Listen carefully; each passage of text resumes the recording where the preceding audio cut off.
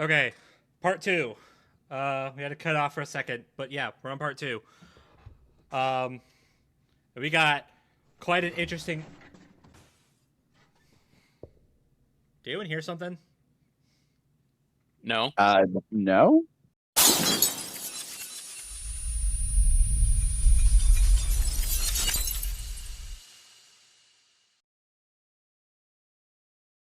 I swear I heard something. I didn't hear anything. Yeah, it's probably just in your mind. All right. Hold on. Do y'all feel different? Do y'all feel any different? Nope. Feel fine. Yeah, everything's fine with me. So. All right. All right. Well, anyway. All right. That was freaking weird. I might be going stir crazy. Who would have guessed? That's what happens when you. That's what happens when you follow this show for 10+ years. Anyway. Yeah. Anyway. All right. So let's talk about this. Let's talk about this next episode. Yeah, the one that people are just talking about over Ink Traveler, unfortunately. Although I say unfortunately, but yeah, I get it. Because man, this came out of nowhere, and I'm kind of here for it. Let's do the whip. All right, man. I'm very excited to even just say what this even is. Yeah. You have the floor, good sir. So, next time on Death Battle, we got the Elemental Masters of Fire. We certainly are playing with fire, you could say. Wink. Wink. I see the wink, and I match you. Believe it's pronounced. It's pronounced. Your mic getting peaked. FIYAAAH! That's as good as I can do it. All right. Thank you for mics. Anyway. Yeah. All right. Next time on Death Battle, it is. Jesus Christ! You can't even say it with a straight face. It's so funny. All right. It is Kai from Ninjago versus the Toa Tahu from Bionicle. Excuse me now? So, what the fuck? We are going full-blown Lego up in this bitch. Yeah, we finally met Lego debuted on the show. Oh my god. Cool. This is probably... I haven't been this excited since SpongeBob and Aquaman got onto the show. This is awesome. This feels great. I feel like this is going to be the episode where the adult is pushed aside and it's all about the childhood inside. my inner like 10-year-old to like preteen is really excited right now. Same. Oh my god. So yeah, safe to say this was extremely unexpected. For multiple reasons. That feels like an undersimplification. Yeah. Yeah. Because, I mean, you know. I was swallowing something. Like, okay. Like, I feel like Lego, in general, as a concept, was kind of eventually overdue for the show. Considering, you know, how huge the brand is and how many areas you could go down with for their universes. Like, obviously... Aside from just these like Bionicle and Ninjago. You have like the Lego Movie. You have like the games based on the IPs. So there's a Yeah, lot. So the fact they chose this route was a interesting choice, but I'd argue a good one. so Um, BrobusCast and I have some interesting lore on maybe why this was such a good one to choose. I mean, yeah, Uh, if you would like to go that route. sure. Because I mean, ZDogg made a good point. The brand has been it's never been as big as it is now. I mean, look at all of the IPs like ZDogg just pointed out that Lego has touched over and built over the years. You know, Star Wars, Harry Potter, Marvel, DC, the Lego Movie, and then obviously, of course, there are multiple collaborations. Like hell, one of the biggest Lego games, in my opinion, that is the pinnacle of the brand showing exactly what they have in their arsenal has to be Lego Dimensions. And that's the only time I get to talk about Lego Dimensions on this podcast. Because that's literally One where day. one day, oh my god, yes, one day. Like, I'm just saying, Vortex versus Chaos is an Yeah. Yeah, episode. I mean, There you go. Yeah. tech. I mean, hell, Doctor Who has even been part of the Lego collaboration. So Dude, freaking again, Mario has a Lego set. Like, yes, recently it was just announced that and this is showing my age, but the second Michael Keaton Batman movie, Batman Returns, is getting a new Batmobile that is based off of the Batmobile that can kind of de-shell itself and transform into a slim missile car, and that's going for almost $300. So that's another thing. Lego sets, if you haven't noticed, are kind of more expensive nowadays since we were kids.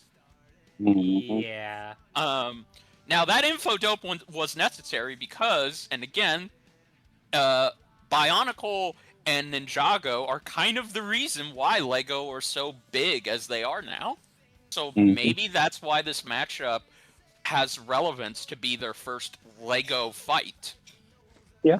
Yeah, I it's interesting. You may not know this, but like it might be hard to believe given how big Lego is nowadays. But at one point they were on the brink of bankruptcy. That's right.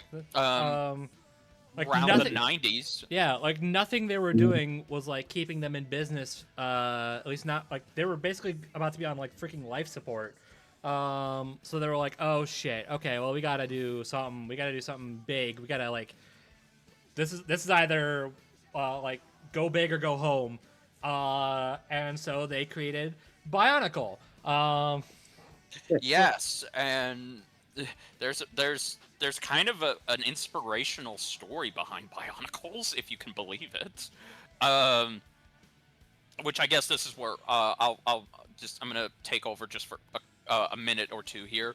I don't know if y'all know this. So for those of you that don't know this, Bionicle's humble beginnings were around the time the bankruptcy had started. The creator of Bionicle was going through a benign brain tumor, and upon the treatment, he envisioned certain characters as if they were fighting the disease that he was going through, and so he decided after he recovered he would take this idea of what if there were these mechs, these kind of creatures that would fight this disease to Lego themselves, and surprisingly they were on board for the idea, and the term Bionicles was born, hence the characters coming in these kind of pill-shaped containers, and from then on Bionicle. That is why that is the reason and the origin for the pill-shaped containers. Yes. That's funny. Well, yeah, exactly. And from then onward, from the early 2000s onward, Bionicle was kind of keeping the lights on for Lego as a brand. There were many sets, there were many characters. To say it spun off into an early 2000s franchise would again be another understatement, because the brand got to the point where, oh, it wasn't just the characters or the sets, but it had books, it had video games, it had comics that were interestingly published by DC Comics, and it had four movies. Excuse me. The first three were under Miramax, and if you know Miramax, then yeah, just think about that for a second. That these these big guys, excuse me, got their own movies, and then like DC Comics, appropriately, they rebranded and rebooted, and we would get a whole new generation of Bionicle sets.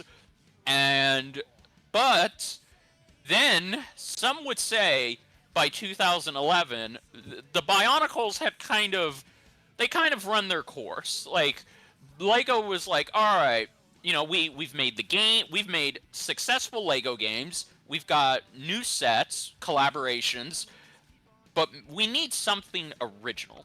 We need something to replace the Warrior, and maybe it's time we go back to something more grounded. And I'm just gonna pass off this segment to Bro, because what ended up replacing Bionicles, BrobusCast? Well, I'm glad you asked. Yeah. Well, instead of Warriors, we would end up getting Ninja. Now, I mean, I think we all know Lego's had their hand in the ninja genre before, but after Bionicle kind of just like ran its course, it was a good run. We did our thing. It saved us from going dead. Yep. It's like now we can do something a little bit more different. Sure. I was gonna say experimental, but they've done Ninja before. Yes. So let's come up with Ninja that control the elements and spin like tornadoes. And we'll put in our Lego set, and in our Lego sets, we'll give them like spinners. We'll put the figures in the spinners, and you can spin them, and they can battle it out. It's like we're basically doing Lego Beyblade. I was just gonna say Beybladers much. And thus we have Ninjago. Yeah. Now, Bro, correct me if I'm wrong, but Ninjago is arguably one of Lego's most modern popular franchises that they've developed in-house. It's definitely up there. I mean, the fact that Look it's, at I mean, the fact that the it's amount still, of seasons. yeah, I was gonna say the fact that it's still going should kind of answer that question. Mhm. Yes. I mean, yes, because here's the irony in all this. It may have been Bionicles that saved Lego from going bankrupt, but it was Ninjago that started to get more widespread appeal for a whole new generation, and that widespread appeal came from something that had not really been done a lot before. Ninjago got a show. It did. Um, One that, dare I say, resonated quite well with the kids. yes, so much so that, fun fact, the show was primarily a Cartoon Network exclusive, and it ran for 15 seasons. Mm-hmm. And then it got picked up by Netflix, and then it ran for 4 more seasons. Yes, exactly. With a 5th one announced to be coming at some point. Yep, and and it didn't just get that. Oh no.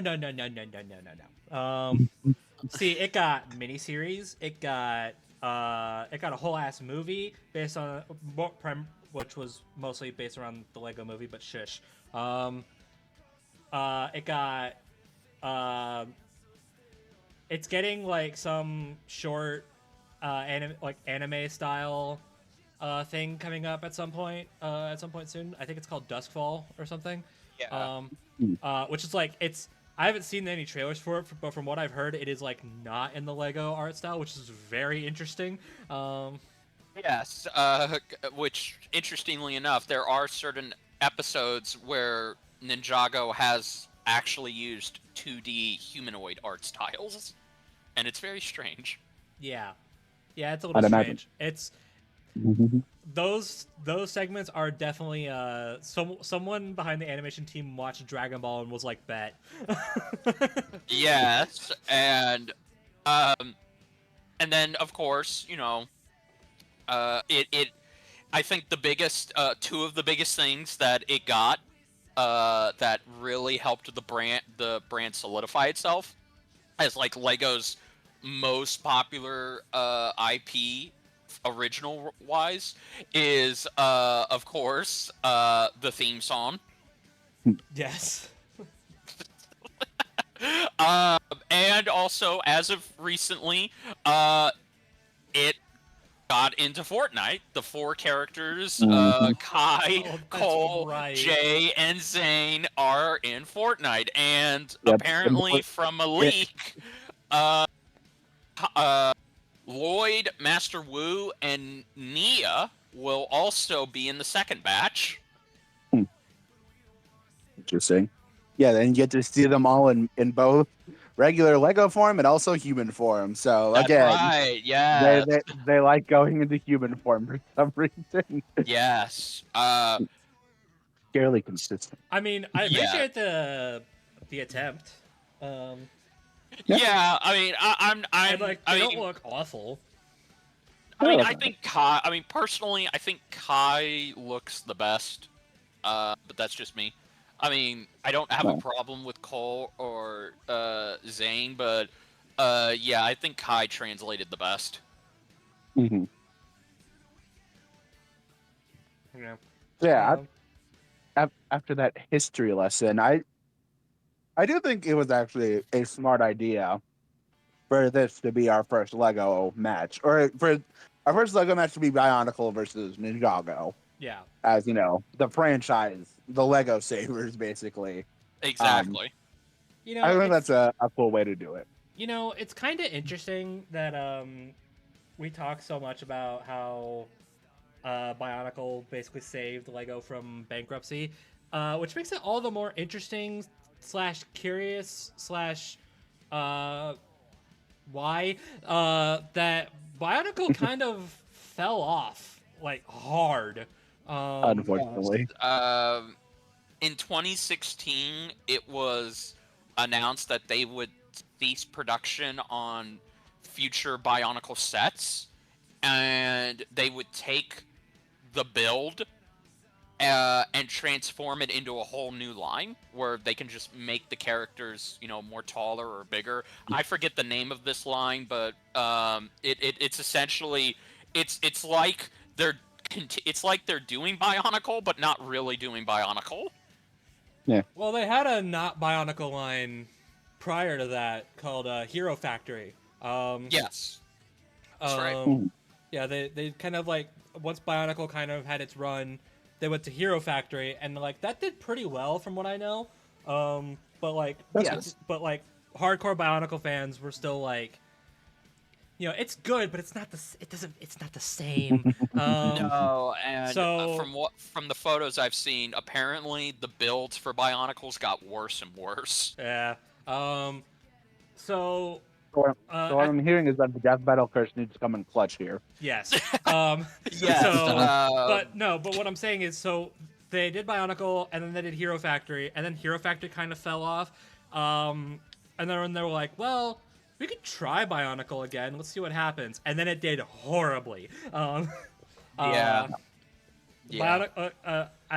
I've not seen very many thoughts on the Bionicle like reboot, as they call it, or Gen 2 or whatever. Yeah. But the opinions I have heard on that is it didn't go very well. No, and That is, you know, And that is after kind of sad. And after that, I guess Lego threw their hands in the air and was like, "Well, we tried," and then just never did anything with Bionicle ever again. No. And how bitter is that?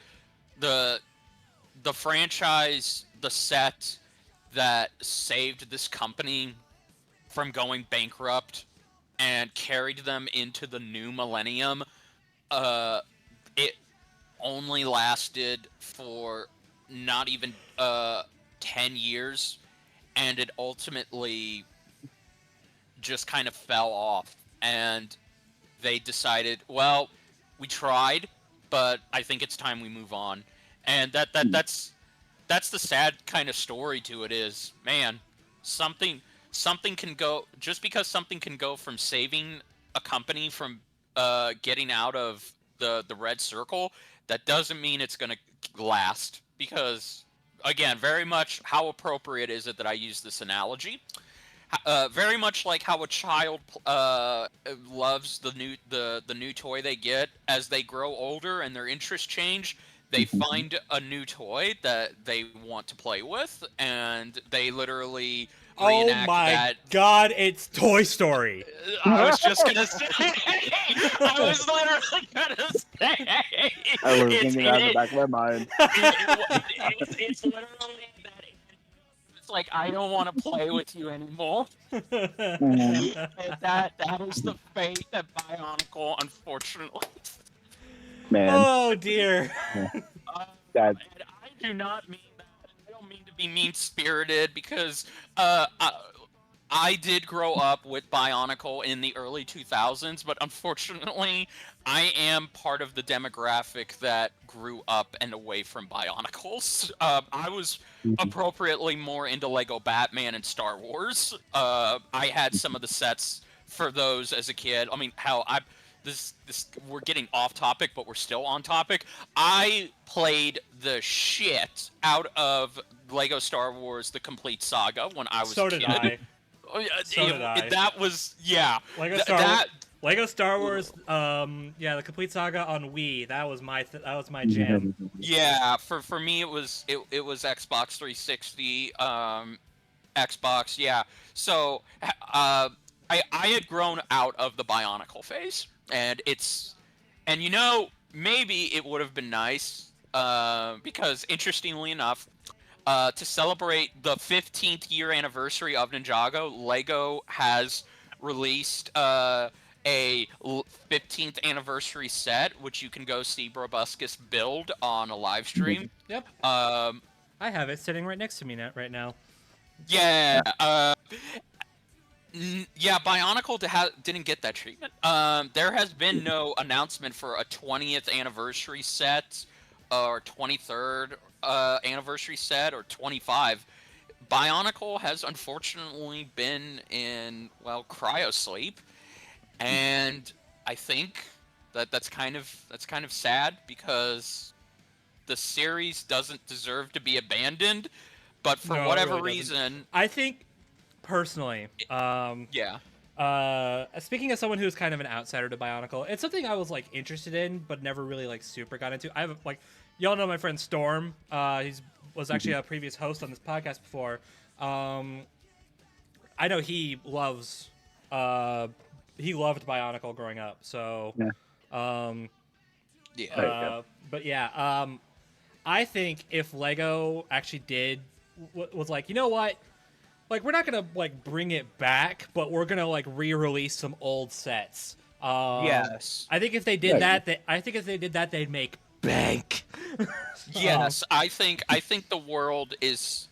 I think there is some nostalgia for Bionicle. Like, even if it was a limited set, like if they were to just redo the original 6, and re-release them with newer, because again, Lego brand has changed in terms of the factory build and everything, so it really wouldn't be that hard to reconstruct and kind of give us a new or a version of those original sets from over 20 years ago, just to show that you won't bring it back, but you will acknowledge we still appreciate what this series did for us. It was there for us literally in our darkest hour, and this is our appreciation to both that and the fans. So ZDogg's not wrong. That Death Battle curse has to come into a clutch here, but I think that the sad reality is, I don't know. I feel like the Bionicle, the Bionicle fandom. It's funny. BrobusCast said this off camera. The Bionicle fandom has kind of been, how do I say this? They've essentially been dormant. They've been in a grave. They've been in a graveyard. They're just waiting to pop out. Dude, once this episode got announced, they all came out. It's like it was like that scene where from, I believe it's Pirates 2. This is again me showing my age, where Captain Jack Sparrow is on the island and then he looks up and he sees the entire inhabitants running and chasing him. That is the Bionicle fandom in a nutshell. Yep. The Bionicle fans, favor this episode for all you want, and then I guess push for the sets to come back and whatnot. Yes, push for Lego to do more with it. Funny enough, because this is how curious I was, there are Bionicle YouTubers out there. They exist. They exist. They talk about the series. They talk about the lore. And interestingly enough, there is a YouTube channel called the Baraki Talk Show, and they have heard this news about Toyotaru versus Kai, and they actually broke down the Toyotaru analysis preview and listed some things that Death Battle got right and got wrong. And I need to stress this enough because it's funny how the title alone is meant to obviously be bait, but I wondered if that's what you were talking about. Okay. That is what I'm talking about. The actual YouTuber was very polite. He was very he was not aggressive. He was not trying to start shit. No, he was just making some corrections and some observations. And it's funny how a lot of people took what he said out of context because they're assuming, oh, that means he's just a hater. Well, it's like, no. No, to be fair, the clickbaity title and thumbnail does not do him any favors. Respectfully, I would not have done that. But, the general point that I'm making here is that the Bionicle community is still there. It's just, they've been dormant. They've been in hypersleep for a long-ass time. And I think the best exposure / re-exposure Bionicle is ever going to get is going to come from this episode. Because, spoiler alert, Ninjago don't need that. Ninjago's got all the exposure it needs right now. I mean, hey, considering how many ideas there were in the community before this. On that note, I would also like to point this out because, I think this idea, the concept of them using Lego at all is kind of, it's hype, but you didn't expect it. No. I think it's more unexpected that they went with this specific matchup because because who the hell suggested this? I was gonna say I don't think I've seen a single person talk about this matchup before. No. So I guess the next trailer, which is quite nice. No, it's okay. Go ahead. Which I think is quite interesting considering there was also another way more popular Ninjago Bionicle matchup floating around. Yeah. In that of Lloyd versus Takanuva. Yes. So, I don't know. Sorry. No. Okay, I'll say this and then you go. No. You please go. Go ahead. I'm super curious why they went with this specific idea. Because like I said, I think it's like Ninjago Bionicle is a good way to bring both Lego into Death Battle. I'm very curious why they did this over Lloyd Takanuva in hindsight. I mean, I think I have an idea. I have some idea, but I don't want to say until I'm sure. Okay, so funny enough, because I did show these guys the first Bionicle movie. Now let me just lay down the groundwork here, because this little revelation came to me later on, after I had showed them it, that Lloyd versus Takanuva does indeed have a lot of relevance, and I would even say, you know, hypothetically, and believe me, as BrobusCast has been pointing out to us behind the scenes, if the preview analyses for both Tao and Kai are anything to go off of, this episode is going to potentially do gangbusters in terms of its view count. Yeah. But if they were to do it again, I think Lloyd versus Takanuva is probably my most preferred matchup, because they are literally the same character. They come from the same background. And if you think I'm being hyperbolic and a little bit over exaggerate, no, bro can tell you from the Ninjago side. I can tell you from the Bionicle side. No, Lloyd and Takanuva are literally cut from the same cloth. Yeah. But to my surprise, that how interesting is it that literally the first season of Ninjago is building up the prophecy of the Green Ninja, and the first Bionicle movie is also building on this prophecy of a seventh Toa who ends up being Takanuva, and again, this movie, but unlike Ninjago though, Bionicle has to be viewed in a certain way. Because BrobusCast, you asked me, is Bionicle worth getting into? And I've calmed down now because I do have some gripes with it. But I will say this: if you get into it, you have to go in you can't go you have to go in a specific order. It's essentially like watching the entire Star Wars franchise. You can't. You have to go from episode 1 to 9. And funny enough, Cole kind of takes place during that kind of original trilogy set, and then the sequels are, the sequel trilogy.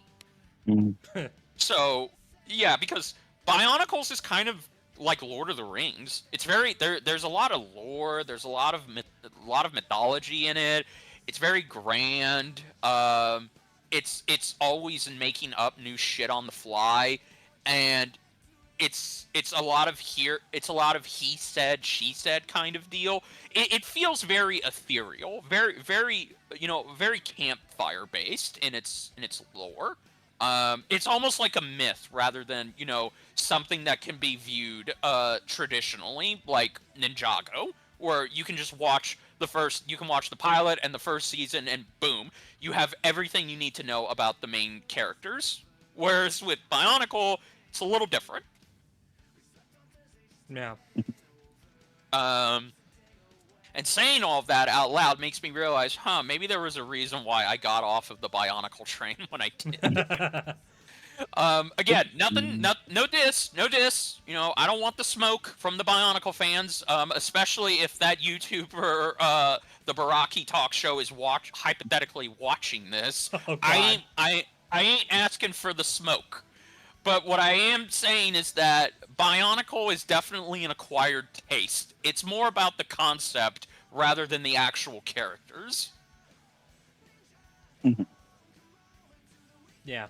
Now, as for these two particular characters, in general, for like why do this one instead of Lloyd versus Takanuva? Well, okay. Aside from that other thing that me and ZDogg are probably thinking the same thing, we alluded to earlier. In general, okay, yes, Lloyd versus Takanuva is kind of like the obvious pairing if you know both franchises, and if you know both characters. But the thing is that Kai and Tahu are kind of like they're kind of like the faces of their franchises. Like they may not be like the center main character, though. To be fair, I don't think they really have a center main character. Um, Yes, I concur with that. I don't think Bionicle has really a set main character. yeah. But like you see their promotional stuff, you see their box sets, and chances are the first face you're gonna see on a Ninjago set is probably Kai, and on a Bionicle set is probably Tahu. I don't know if that's just because red is a really marketable color, but here we are. I mean, I personally think so. I mean, they feel that so. Kai, I almost said Ty. Kai and Totaru, they feel like they are the best, safest ones to go for in terms of the first ever Lego fight between both a Bionicle and a Ninjago character. Because I mean, if we separate these two franchises, there are tons of potential Lego matchups that Death Battle could embark into. I know. Let alone I know. Ninjago. Yeah. Exactly. No, you're right. I mean, one of them was on the Tournament of Champions, which happened to be, Emmett versus Steve from Minecraft. Oh yeah. So, and then I've heard, of course, Lego Batman versus Puss in Boots. Yeah. Don't know why that one specifically. Don't know how that one would work. You want to talk about scaling characters and how that proportions, but all right. And then obviously, there is I've actually heard a lot of people, because there's another Lego franchise that I would love to see get into Death Battle, and that's Lego Monkey Kid. Oh yeah. Which, which, by the way, that is essentially the new face of Lego right now. Like you can literally think of Ninjago, Bionicle, and Lego Monkey Kid as the Shonen tree, the OG, the main three as they were coined back in the early 2000s. They are, the true faces of Lego as a brand. And what convenient timing that Lego would decide to upload the first episode of Lego Monkey Kid on YouTube just a couple days ago. There is a new special. There is a new special coming out. Yeah, that did upload. Yeah, so exactly. That's what I mean. I've even heard Lego Monkey Kid versus Poe from Kung Fu Panda. But no, they chose this one. I honestly don't know. But hey, to be fair, are we questioning it, or are we just gonna be happy that we're finally getting a Lego matchup? In general, like, we're getting to talk about Lego as a brand on this show, which is something we've never done before. Yeah. Yeah, honestly, I'm cool with this being the way we get it on the show. I'm completely fine with it.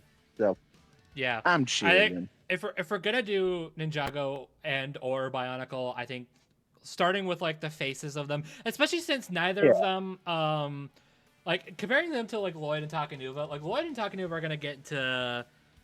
They're gonna get a lot deeper into the lore of their franchises. Kai and Tahu don't. I mean, they obviously they obviously have their presence, right? Yes. But like in general, like they're kind of the. I almost want to say like the normies, but they're not. Yeah.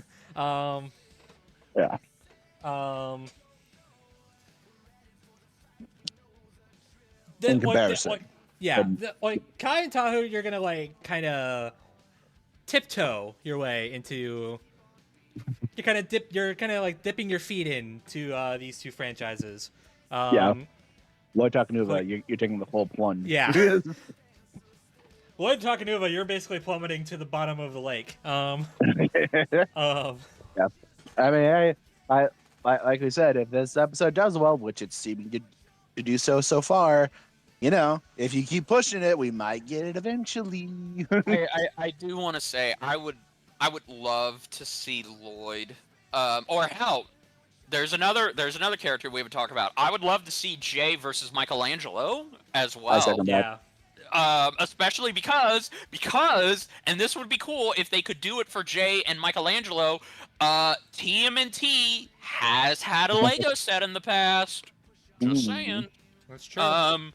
So you know, be cool, be cool. I'm just excited that we're getting to talk about Ninjago and Bionicle. And you know, it's really awesome because this feels.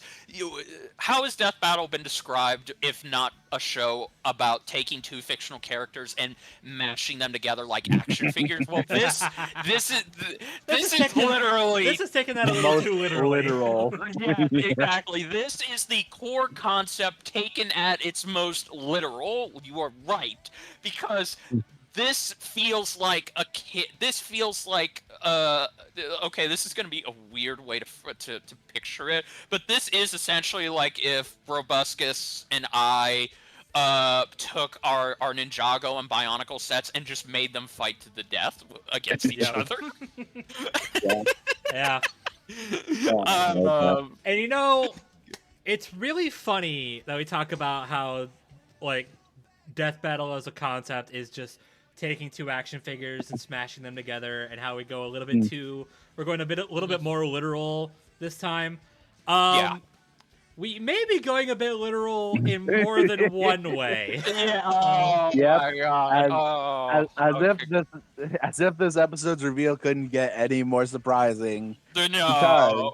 Fucking if they decide to go pull out all the stops and make it the first ever stop motion episode of Death Battle. And before anyone says anything, no, this fuck? is not the case of like, oh, okay, so it's emulated to look like No. stop motion. They've done that before. They did the whole claymation thing with Macho Man versus Kool-Aid Man and Bill versus Discord. Yeah. Nope. No. We're like, this is like no asterisks, no ifs or buts about it. This They just straight hired up professional. This is straight up stop motion. Yes, this is going to be our Death Battle's first ever Lego stop motion episode, and it will be done by a team, not by Death Battle, but by a team that has experience with Legos.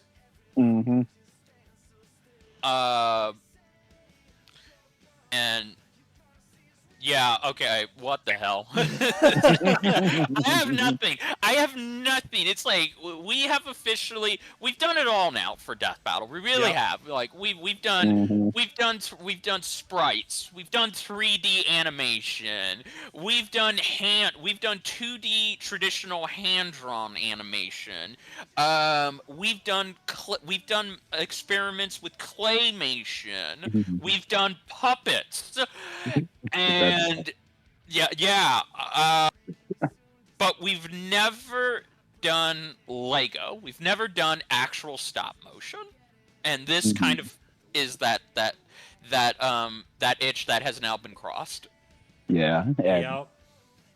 I know a lot of people were interested in like Luis doing one after the aforementioned Kool-Aid Man, Macho Man, and Bill Discord, but like, man, I think this is a really fun way to do it for the first time.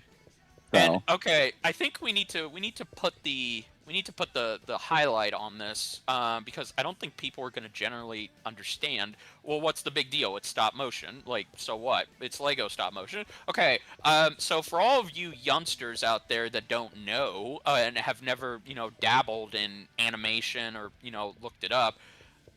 Stop motion is traditionally one of the most time-consuming animation techniques of them all.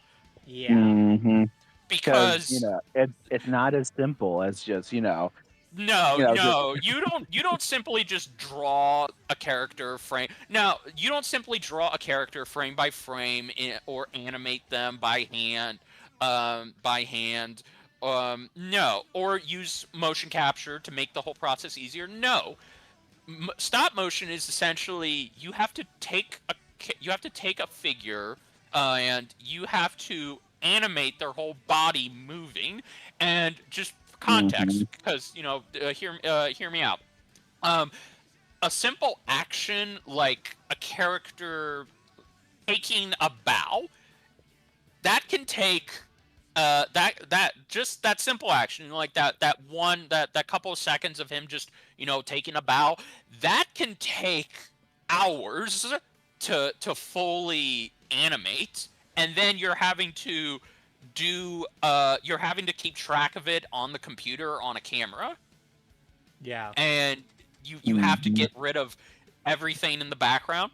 Um, I I highly recommend, like, anybody who's interested in stop motion, like, go check out some Lego shorts. There are tons of them. Or hell, biggest example, y'all have seen Nightmare Before Christmas. That shit was stop motion with puppets. So stop motion is actually one of my favorite personal animation techniques that I've always admired. And doing that with Lego, hello, that is literally okay. This again, showing my age. There's a YouTuber that I grew up with that he's still doing content now, called ForceFire, where he's a Lego stop motion animator who's been doing Lego Batman skits since 2007, and that was my first introduction to Lego stop motion. And since then, I've seen other stop motion collaborations. So yeah, this is cool. This is literally a first for Death Battle, and they're like, yeah, ZDogg's right. Like, not I'm so sorry, Ain versus Traveler. Like, you had it so rough, my poor thing. But that's the primary. Not only is it the matchup people were freaking out over, but it's the tagline is "Brick by Real Brick." Yep. And eagle-eyed viewers might have been able to see before today. Yeah, more like eagle-eyed bros. Those last two shots in the Next Time trailer at the end of Ink Traveler, that was original footage. Surprise! That was, yes. Surprise. And how appropriate is it that we get to talk about this? Because this has been what I've been excited for us to talk about. We finally got a preview, and we have a lot to talk. Okay. First of all, it's peak. Y'all know, like, y'all know that I'm saying this as if it's a question. Like, y'all know that Absolute Cinema meme. That's me. This has the potential. I think this has the potential to be a top contender. This may be a little, too early to say, but this does have the potential to be a top contender for maybe one or two of our rankings for next year. Yeah. Yeah. Just from the preview alone, yeah. Yeah. My God. This is kind of insane. It's so interesting because like, you look at Lego, and they obviously have, like, their limbs are about as posable as a pen.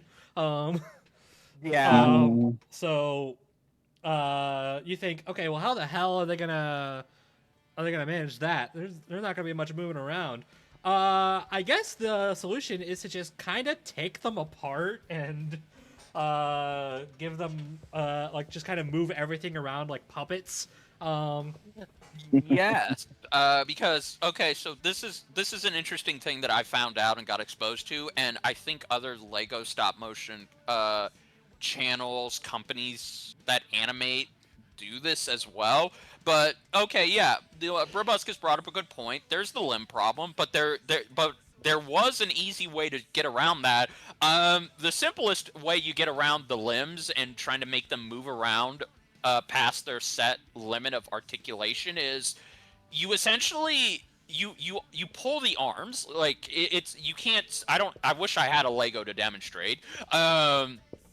But you essentially pull the arms outwards, and you use a pull system or something to pull them instead of your hands, and you can make the arms more expressive. So you can have them, for example, like say if Kai was to just, oh, I don't know, start break dancing all of a sudden, and he had to kind of outstretch his hands to do a gesture. That's how they would do that. They would use a type of pull device to get his arms to extend so he can do full motion. Well, not even just that. Like in the preview, Kai's like limbs, like his arms are bending at the elbows, his legs are bending at the knees. It's like Lego don't do that. If you try to do that with your Lego figure, you're gonna break it. Yeah, exactly. Exactly. So, okay, so on that preview, I gotta say, this is visually the most interesting looking death battle is kind of an understatement. Yeah. Yeah. Because I mean, we've generally never seen Death Battle do this type of stuff. Like, it almost doesn't. Okay, how appropriate is it? Because we haven't even talked about the animation team that's working on this, but how appropriate is it that this looks like, well, again, this is going to sound like a backhanded compliment, this looks like a commercial. Yeah. Yeah. No, I feel that. In all the best ways. Yeah. Now, okay, I originally thought they were going to get somebody like, again, Forest Fire, that I mentioned earlier. I thought they were also, there's this other Lego channel that did a collaboration with How It Should Have Ended called Brotherhood Workshop. I thought it was going to be one of those, but no, they went to somebody else. And I guess I'll turn the question over to Bro. Who did they go to, Bro? Who's doing this? They went to a little YouTube studio known as Apartment D. Apartment D Films is the full name. Yeah.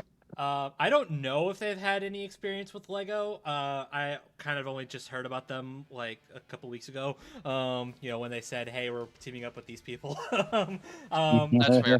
But I know since then people have linked a lot of their stuff, particularly this really interesting and really cool looking like Gurren Lagann. Yeah. What? Yeah. I don't know anything about it, but I'm curious. They also have their own website, and if I remember correctly, they actually have a lot of. They actually have some like logo splashes of some of the companies they've worked with, and Let's just say they've worked with the big boys, if you know what I mean. yeah. No boy. They're studio level quality. Oh yeah. Uh-huh. Yeah, yeah. Okay, so if you scroll down on their website, they have quite a few interesting clients. I'll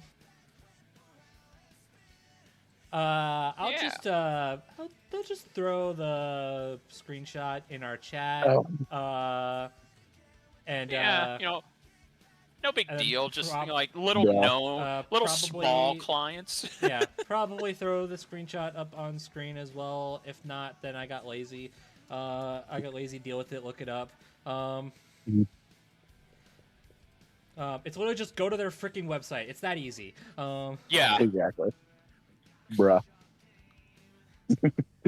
I'll be honest. I looked it up while y'all were talking, and wow. Yeah. Yeah. Well, good for them. And now they can add Death Battle. Hell yeah. Yeah. Yeah. So yeah, safe to say, I think this animation's gonna be in, no pun intended, good hands. Oh yeah. Hell yeah. No, I think this was a very good choice for them to delve into this. And yeah, just based on the preview alone, like man, they are doing a lot. But it They looks so are. freaking They are cool. doing a lot. So, bro, this is kind of your area, but I know you had certain criteria when it came to this that you brought up on the lads and off camera personally to us. Well, there was one that they missed. That I'm like, I'll live. It's not that big of a deal.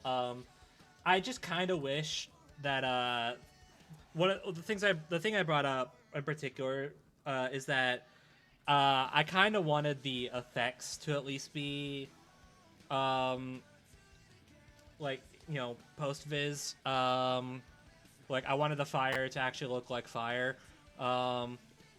Instead, you can definitely tell it is part of the stop motion-ness. It's not a big deal. I understand. I'll live. It's just something I kind of wish they did differently. But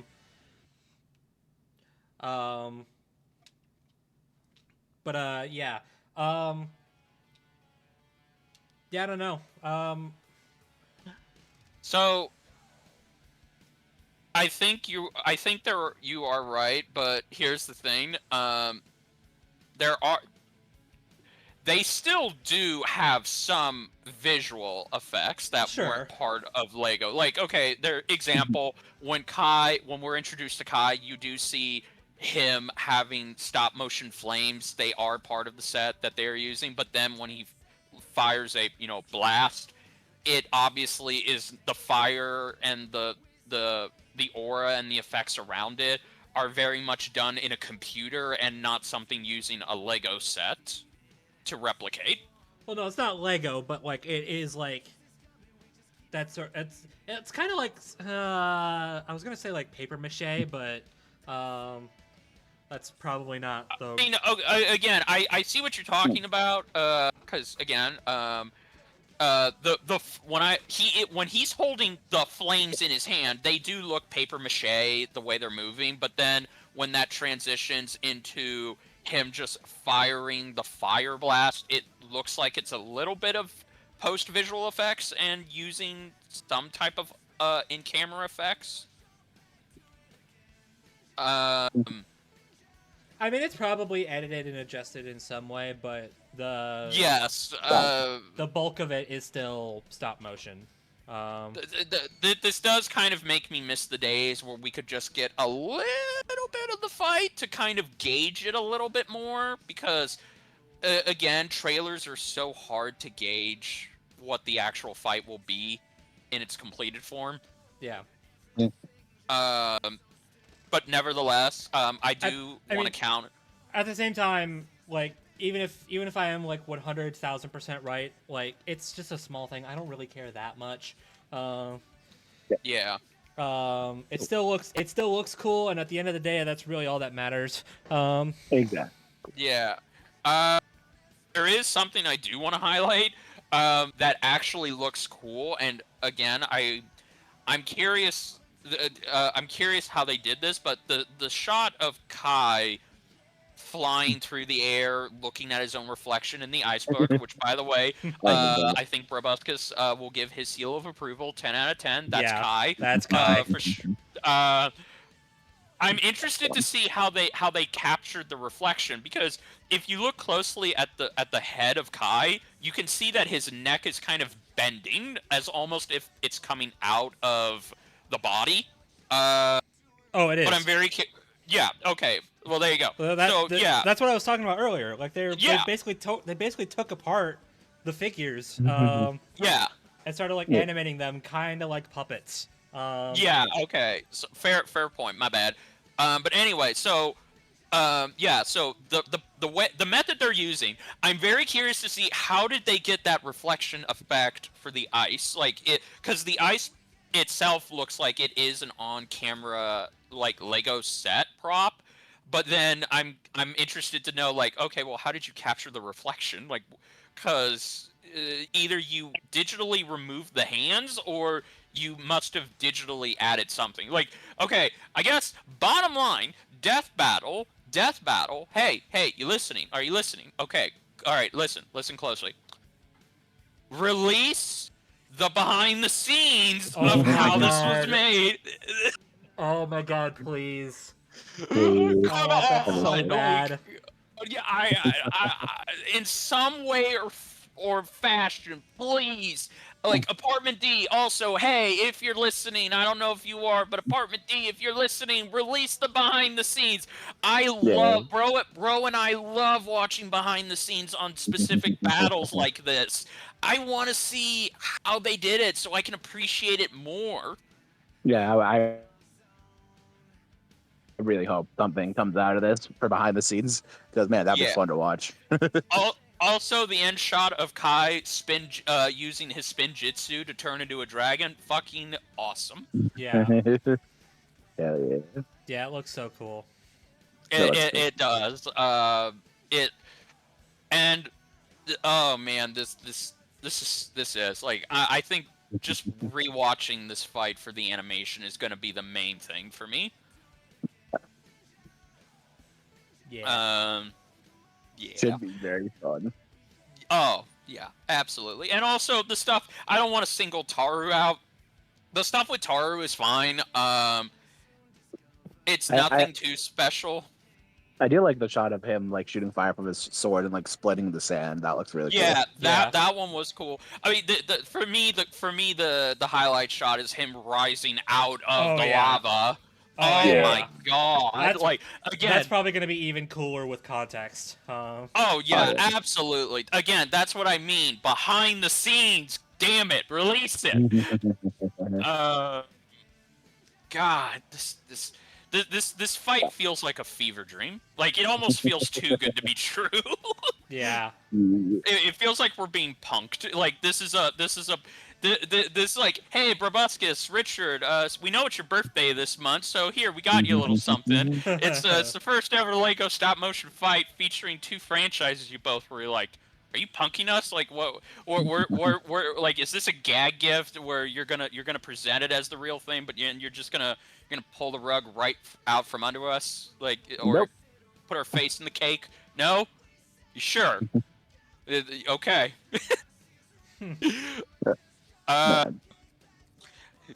Hey, you know how this fight looks cool? I wonder how it sounds. Hint, hint. Well, once again, I am glad you asked. Because yes, this is not just stop motion the death battle episode. It is still a full-on. It's still a regular death battle approach. It's just we're just doing it in a different style. That's really what this is.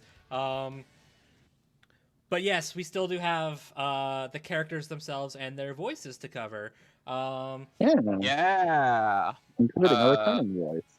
Yes, that's right. So, bro, you had again. You've had your strong notion that they need to. Okay, I shouldn't even say it. Let me rephrase it. You've also had a specific criteria for when it comes to somebody matching Kai's voice, because Vince and Tom be awesome and everything. Yeah. Who did they get? Well, apparently they got Kevin Andrew Rivera, and if you all don't remember who that is Dimitri, that is Alex Mercer, and that is Joker. Yeah. And now he's Kai. Yep. What in the actual 10 layers of hell? Yeah. So okay. So let me get this straight here. So we officially have two voice chameleons on this damn show: Tom Schalk and Kevin Andrew Rivera. Because those Kevin's performances that Bro just listed, that's that's quite a diverse portfolio you got there. Because I don't even know those characters. Don't even sound anywhere close to being similar. Yep, and yet he's nailed them all. So. Why the hell not? It's uh, so okay. I think the one thing Bro and I wanted, since we've both seen Ninjago, but he got farther than I did, is that you need somebody. If you can't get Vincent Ton, which is understandable, you need to get somebody who can capture his charisma and his personality, because Kai, for all intents and purposes, is a hothead that has a lot of charisma. Yeah. And you know what? They definitely brought back the big guns for that, because yeah, Kevin Rivera as Kai that is not a choice I would have made, but you know what? Hey, I dig it. Yeah, I'm down. I mean, I need to hear more, but yeah, like the one line is not gonna. The one line isn't a make or break. No. I mean, okay. He's got the spirit of Kai down. Like, he's definitely got the that spirit. But I agree with Bro. I need to see more. Yeah. I think it sounds good so far. But again, we'll see how that goes. Yeah, I mean, because Bro can attest to this. Kai's not exactly the quiet type when fighting. No, no, he likes to talk. I mean, you got him showing off. That's good, but now we need to hear him. We need to hear him literally talk shit to Toyotaru. I'm sure we will. Mm-hmm. Oh, and on that note, hey, what's better than one Kevin? Two Kevins. Funny how that works. Yeah. Yeah. But this Kevin, if I recall, is new to the show, so that's he cool. is. This is his first ever death battle. Funny enough, BrobusCast and I were talking about this earlier in the day. Yeah. Kevin K. Gomez is his name. Know who that is? Neither do we. Yeah, no. So no diss to him, but he's been in stuff. He has been in stuff, but how do I say this? He's not been in anything that he's led that is, based off of an IP or a cool concept. Like, he's been in Yu-Gi-Oh, he's been in Dragon Ball, but that's about it. I know he was a character in Slime. That time I got reincarnated as a slime, I know that. I honestly don't remember his character though. Unfortunately, the character voice. He was Aaron in Pokemon Masters. That's cool. Yeah. I mean, he sounds like he has a good repertoire, but it's just we are not aware of it. Yeah. Yeah. I will say this. So okay, very much like unlike Kai, Toyotaru has had multiple voices, and I think the most iconic one for me is Scott McNeil. Yeah. And if you all don't know who Scott McNeil is, then I'm pretty sure he voiced like 90% of your childhood if you lived in Canada. Or if I mean, for me, he was my Wolverine. That was my Wolverine. He was Wolverine and Logan /Logan on X-Men Evolution. Before Steve Bloom came along, and just by default became the most iconic Wolverine. And yeah, I mostly know him as the voice of Dinobot from Beast Wars. Yes, and and also, funny enough, as I would come to find this out later, he was also the voice of Piccolo in the Ocean dub of Dragon Ball Z. Oh. Well, damn. Yeah, and it's just his base voice, his Wolverine voice as Piccolo. So that's funny. And also, interestingly enough, God rest him, the late Kirby Morrow, he was Goku in the Ocean dub of Dragon Ball.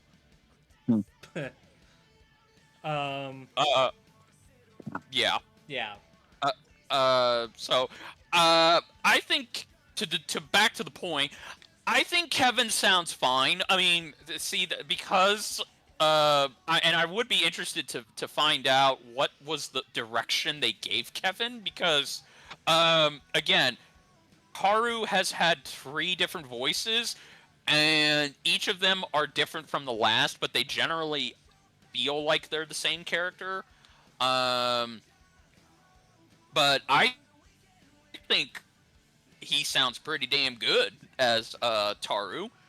I want to hear more. I need to hear more. I'm curious how his chemistry with Kai is gonna go. Yeah. Yeah. Yeah, because these guys are both like big hotheads. They're cocky as hell. Yeah, I mean, most definitely, most definitely. Yeah. I mean, like I said, I only have the Magical Light voice to go off for Tahu, but I mean, yeah, I can hear it in the voice. I can hear it. Yeah. So again, I'm interested to see the full performance of both of these two, but I approve of them so far. So hell yeah. Yeah. Yep, I have no complaints so far. Yay. No, solid preview, solid voice actors they got. Please God, let the track be vocal. Dude, I need that shit to be a banger. Damn it! We need another Soul Outsider. It's funny because I remember seeing this was a while ago. This was like probably not even a week after the episode got announced. I saw a meme on Reddit. It was like I think it was taking like it might have been some Simpsons clip or something. I don't remember. It's like 2 guys are walking with like this giant boombox with like Ninjago characters photoshopped over their heads, and they're blasting the Weekend Whip. But then another pair comes by with another boombox with Bionicles guys photoshopped over them, and they're blasting freaking "Move Along" by All American Rejects. I'm like, what in the hell? Like the idea was like this is like the energy that fans are feeling after this, because like obviously the Weekend Whip is the Weekend Whip. Apparently Move Along was in some Bionicle commercial or some shit. It's very jarring. I mean it's the 2000s. I understand that. The 2000s was basically an era where we were getting commercials with like Linkin Park style music blasting in the background. Good. But it still feels I odd. just found that commercial. Yeah. Funny enough, ironically, it's with the Gen 2 or Gen 3 set. Not the OG set, so that's funny. So yeah, I guess that's kind of the energy everybody's expecting from the track. So here's hoping. Here's hoping. Sure. Here's hoping indeed. Yeah, I mean, look, oh my God, how awesome would it be if Brandon actually got the Weekend Whip crew to be in? You don't know what this man is capable of. He got Jason Page. He's gotten Victor Borba, he's gotten Jason Page, he's got Casey Lee Williams, he's got Tyson Young. No, sorry, I need to go on a tangent. I was just as like a side note. Did you all see? I know Richard. I know you saw it. Oh yeah, I listened to it. Did y'all see Brandon post that freaking Mewtwo versus Shadow commission track with the freaking like vocal Avengers assembled for? Yeah, what the fuck? Well, okay, first of all, how much money / disposable income did this person have to commission the fucking, I'm just gonna call it what bro said, the vocal Avengers to get in on this? That I wish I had that much fucking money to do that. And second of all, why the hell is that track so damn good? Well, I mean, God dang. Well, I mean, Brandon. The answer to that should be obvious.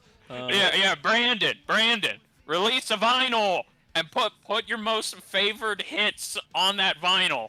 I need that shit, man. Need that Wonderful. shit. I just remember like seeing that, and like every Yeah. single time, every single server I'm in that reposted it, I would just respond a holy ensemble cast. What the frick? It's like that's like Victor Borba, that's Tyson Yen, that's Casey Lee Williams, that's what the frick? Yeah. Is there no limit to what this man? Okay, if he seriously got the fold, to be a part of this track, that's it. Like this is automatically, you know, like the best track of the independent era, like bar none, because you got the fold in there. I guess we'll see. Yeah. No. Oh, Holy hell! I'm man. so excited to hear what the track is gonna sound like. I'm sure it'll be a banger either way. Yeah. Well, speaking of bangers, I guess now we're at that point. Oh, I guess so. No. Yeah. Who do be winning this? Yeah. For our first ever Lego fight, who's gonna get, no pun intended, who's gonna get broken to pieces? Exactly. Yep. Well, we had our fun. I say that as if we're not gonna have fun going forward. Oh yeah. But now it's time to get serious. Well, as serious as you can get with The whip, as the theme song did say, the whip's a day away now. Yep. Yeah. It's actually more like 5 days away from now. But shut up. I completely ruined the joke. I completely ruined the joke. I do not apologize. By the time you upload this, it'll probably be a day away. Don't worry. You know what? That's fair. Yeah. Don't forget he just said anything. Forget I said anything. You know what? He brings up an excellent point. Yep. I tried to. I tried to. All right. So who let's be repping who today? Let's get into this. So I am repping Kai. I am bringing back my childhood. I've been reliving my childhood these past few weeks. And then Richard is gonna take Tahu. Yes, I also brought back my childhood under kind of hard circumstances, but I still managed to do it. Yeah. Okay. Can I just take a small moment? Like, I'm not gonna get too far into it. I'll let you say how much you want to say, but I just want to give a round of applause for Richard here because he had to rep Bionicle while he was going through kind of hell on earth. So, dude, that is a level of commitment that I respect. I don't know how much you want to say. I will leave it at that if that's what you prefer. Yes. Well, thank you first of all. That really means a lot.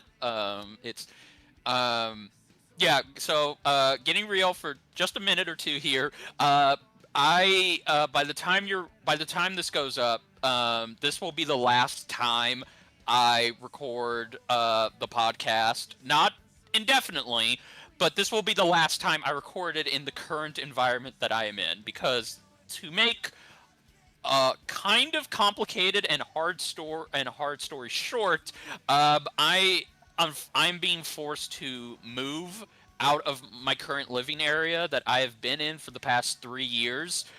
This was the first ever place I got on my own, and my wife has only been living with me for almost a year. It would have been a year, but let's just say I would have had to pay an arm, 2 arms and a leg to even continue to, live here.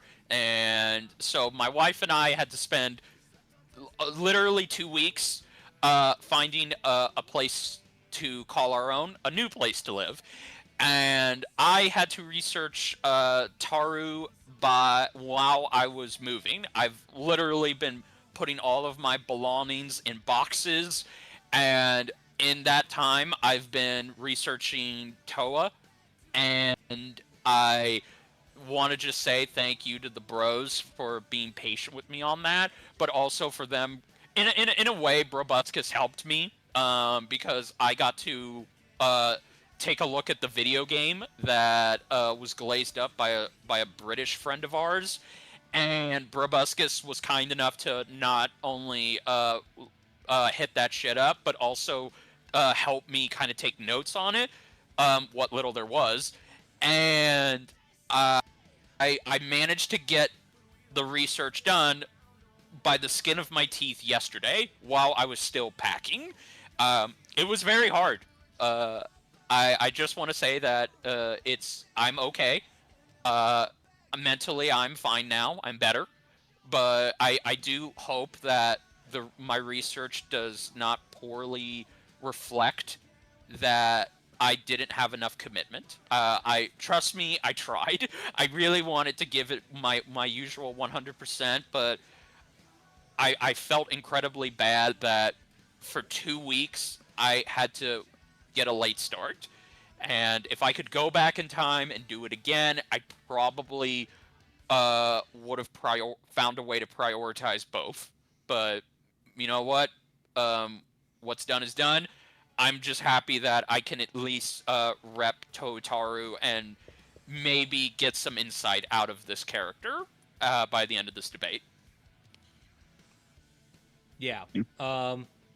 So I not only bring that up because I wanted to give you credit where credit is due, but also just to kind of let you all know that this might be, I don't want to say scuffed, but you know, we're obviously dealing with we're dealing with the cards. We're playing the cards that were dealt. That's just life. Yeah, exactly. But I also want to make sure this is clear. Neither of us covered everything. If y'all knew how much these two franchises had, you'd probably understand that we don't sit through that shit in only 3 weeks. No. Everyone here is only human. Remember that. Exactly. I mean, how I actually went out of my way to look at the sequel comics for Bionicle, even though Totaru does not appear in any of them, but I want it to be as thorough as possible with Bionicle as a whole. But yes, BrobusCast is right. I mean, you know, sometimes we're dealt a bad hand, and you know, it's like that old popular song said. Sometimes you got to know when to hold them and know when to fold them. And you know what? You know, credit where credit is due to Bro. He very much like me. He held them. Like, he didn't fold. He held them. So I do agree. I hope that we do justice to these characters. Yeah. I do admittedly feel a little bad because, like, I know, like, Ninjago is very, like a lot of people in this community, even if they're not super familiar with Kai himself, they know what Ninjago is. This community is very Ninjago. Ninjago pilled, yeah. There's like stragglers. There's like stragglers of Bionicle people. Like, there's, like, I'm not saying that there's nobody, but it is very clear what the preference is here. And I wish I could say that we can remedy that here, but you know, sometimes things just happen.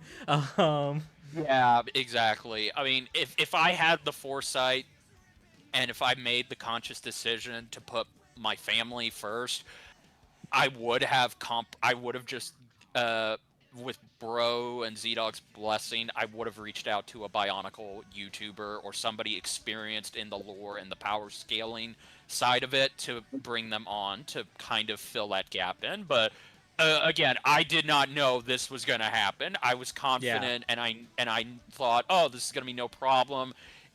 Like, yes, I keep getting dealt a bad hand with each character that I rep losing, but you know, that's not why I do this. Like, I don't do this for a win. I do it because I want to learn about the characters and I want to, you know, get somebody else interested in them. So that's why I happily accepted the challenge to revisit Bionicle, and I want to thank Bro for allowing me to do that, because in an alternate timeline, I would have potentially have been repping Kai, and I would have felt bad about it because I would have taken that opportunity away from Bro, who is 2 times more knowledgeable and versed in Ninjago than I ever could be in a year. So I'm happy that both of us are getting to do this. But yeah, just hope y'all are okay. Y'all are okay with that? And And I should also say one more thing.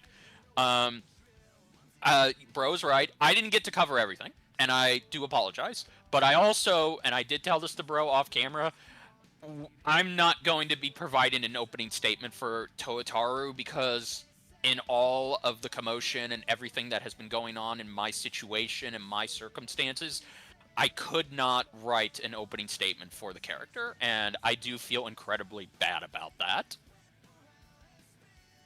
So I do apologize that it will potentially be Bro who does an opening statement, and I just and we probably just jumped straight into the debate because, again, I couldn't come up with anything.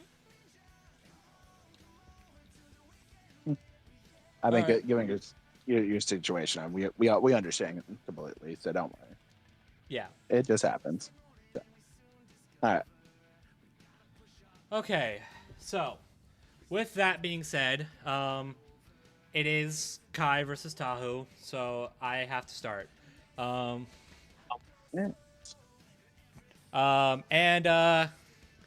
might want to sit down and grab your Saturday morning snack, because this might be a bit of a long one. Let's do the whip! Let's do it. All right.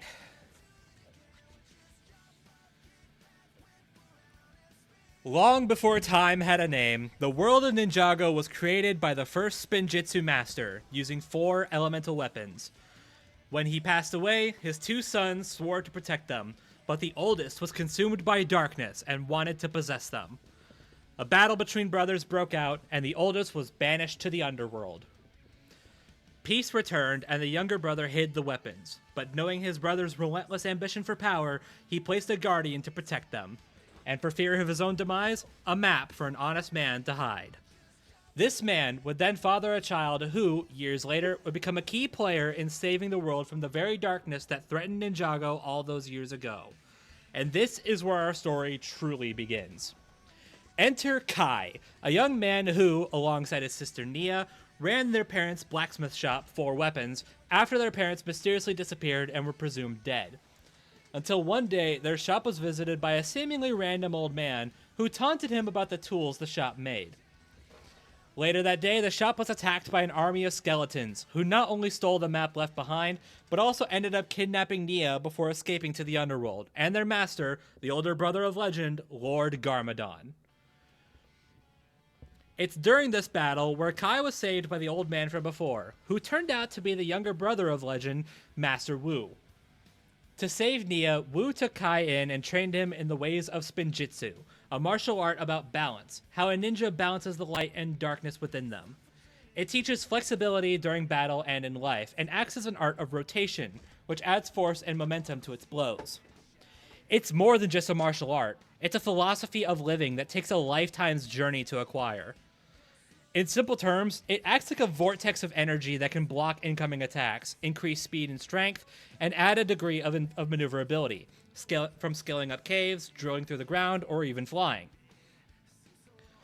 Kai already showed a talent in combat during the skeleton attack, and it was perhaps this innate talent that let him complete his Spinjitzu training in only a few days at most. And then that night, he fought 3 other ninja by himself. However, these ninja would end up being students of Master Wu, and would end up becoming his teammates and found family. Jay, the blue ninja and master of lightning. Zane, the white ninja and master of ice. And Cole, the black ninja and master of earth. To save Nia from Garmadon, Kai donned the red ninja robes and the title of the Elemental Master of Fire. To master their elemental powers, Kai and the ninja sought out to collect the golden elemental weapons and keep them from Garmadon's hands, and Kai picked up arguably the most powerful of them all, the Dragon Sword of Fire. With this blade, Kai can launch fireballs, light the sword on fire, and summon a personal motorcycle called the Blade Cycle. The gold that the golden weapons were forged from originates from the Golden Peaks, and can survive being launched into space and creating a star. Excuse me. Initially, Kai needed the Sword of Fire to utilize his firepower, but eventually learned that the elemental power was inside him all along, letting him shoot fire from his hands, add some heat to his punches, and resist extreme heat, being able to walk through burned charcoal without flinching, and should be comparable to the Phoenix, who can live in the sun. And if Kai is completely surrounded by fire, he can amp up his Spinjitzu for a massive Spinjitzu burst, making his tornado much, much bigger. Kai's own fire is so hot, he can turn a large amount of sand into glass, melt crystals, and forge replicas of the golden weapons made from the same material. Excuse me again. Unfortunately, Kai wasn't the easiest teammate to work with. His hot-headed nature and tunnel vision desire to save Nia conflicted with the others' attempts to work as a team, which ultimately resulted in him getting tricked by Garmadon, which eventually allowed him to escape the underworld. On the bright side, they did end up freeing Nia, and thus dedicated themselves to working as a team should Garmadon return. Later, the ninja learned of a prophecy of one ninja rising above the others as the Green Ninja, destined to defeat the Dark Lord. Each ninja was sure that they were the chosen one, but none more so than Kai. His confidence in being the one in green was so high, he would end up once again making decisions that conflicted with his teammates, and at one point even put them in danger. I don't know where this feeling is coming from. I apologize. It was here where Kai discovered his true destiny. All of his training to become the best ninja wasn't in preparation to become the Green Ninja, but rather to protect him. Saving Garmadon's son Lloyd from an erupting volcano, Kai's selflessness unlocked a new power within him, his true potential. Becoming a being made of fire, Kai's true potential can fly and form barriers tough enough to survive the volcano erupting. Afterwards, the heroes would learn that the young Lloyd is the true Green Ninja. And the ninja then dedicated themselves to protecting and training the Chosen One, picking up new weapons and abilities along the way. The Elemental Blade is just as capable of fire manipulation as him. The Techno Blade can hack technology. The Arrow Blade is a giant shuriken made of deep stone, a material which takes advantage of a ghost's weakness to water. The Chain Rifle shoots a chain made of Venge Stone, which can shut off elemental powers. The Reveal Blade is a sword made of prismatic steel that can reveal invisible enemies. And the Reversal Time Blade allows Kai to reverse the flow of time, re-aging his father, who is indeed still alive, by the way, rewind a person's actions, or rewinding the flow of time back over a minute. Kai's also had experience piloting mechs, but his quote-unquote current and most practical is an elemental fire mech, which Kai can carry around via a portable case on his back. Forged from chrono steel, which can channel elemental energy, Kai can launch large blasts of fire or fly with flame jets. And should the mech fall apart at its joints, Kai can reattach them just as easily. For more aerial options, Kai can manifest a dragon made of his elemental energy, or he can use Air Jitsu, a martial art similar to Spinjitzu, but instead of generating a tornado made of elemental energy, it forms a bubble around the user that lets them levitate for a short time. Kai is strong enough to break 101 bricks, fast enough to dodge lightning or deflect lasers, and tough enough to survive getting punched by a mountain-sized monster. He's Vaporized Boreal, a dragon made of ice, and he should be comparable to the rest of his team and other elemental masters, ninja or otherwise. Jay outran his own lightning dragon, which is directly stated to fly at light speed. Euphrasia briefly stopped the descent of the Cloud Kingdom, a collection of floating islands, and Pixel ran the ones with the Preeminent, a being that embodies the Cursed Realm, one of the 16 realms. Speaking of said realms, when all of them merged together to form one, Kai and the others were directly in the epicenter, and he was fine. He's even held his own against Noct, even after Noct stole every other elemental power in history.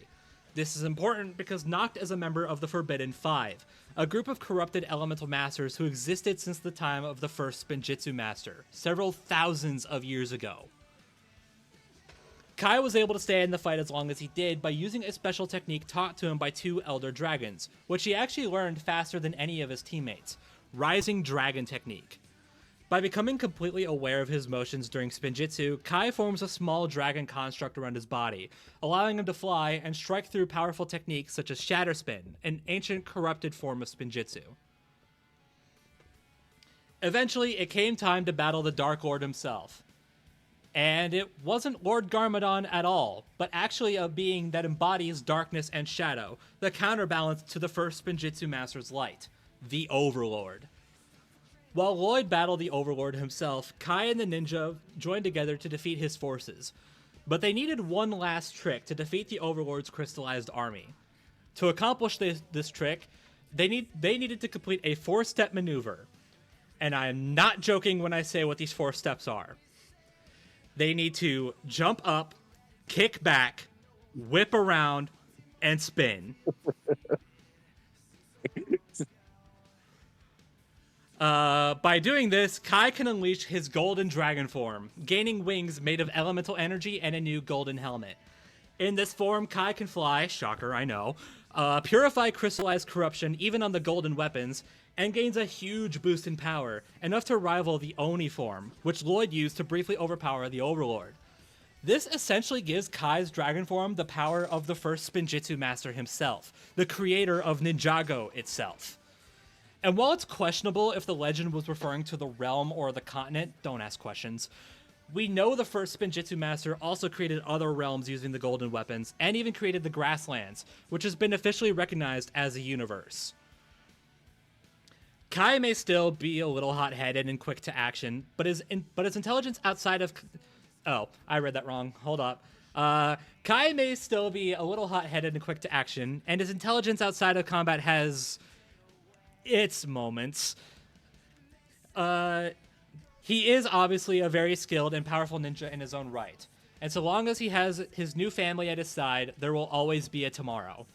And should another evil mastermind threaten his friends, his family, or his home, there will always be a need for a ninja.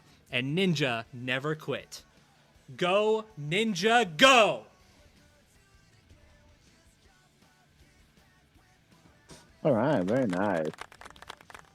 Sorry. Also, for the record, I was laughing like, okay, they're doing the thing. They did the thing. They Yep. did the thing. I see it.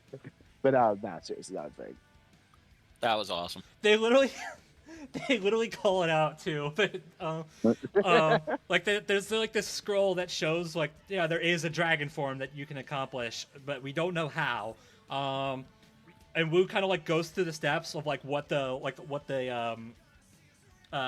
it's not written out. The instructions aren't written out. They're like drawn in. Because the guy who made it is kind of a dumbass. He's like, so you got this guy doing, we have one image that's doing this, then you got another that's doing this, you got another that's doing this, and then another that's spinning around and whatnot, all that jazz. And Kai just goes, and I quote, so let me get this straight. To achieve dragon form, we need to jump up, kick back, whip around, and spin. Beautiful. Okay. Funny. That's freaking funny. That's hilarious. All right. Well, Richard, even though you don't have a statement, would you like to inform us a bit on Kahu? Yeah, sure. At least give us, inform us a little before, regardless. Well, Taru is, again, to give the general basic rundown, Taru's part of a 6-warrior tribe that just showed up on the island when the island of Matanui when they needed them the most. He has no memory of his past whatsoever. He really is voiced by Wolverine. And he is, the element of fire. Of course, as the element of fire, he can absorb, shoot fire. He can redirect it, and he can even, in some instances, he can drain the fire out from someone else. And he, of course, has his signature blades that he can use to, form into swords. And he also has his moments of using said weapons to surf on lava.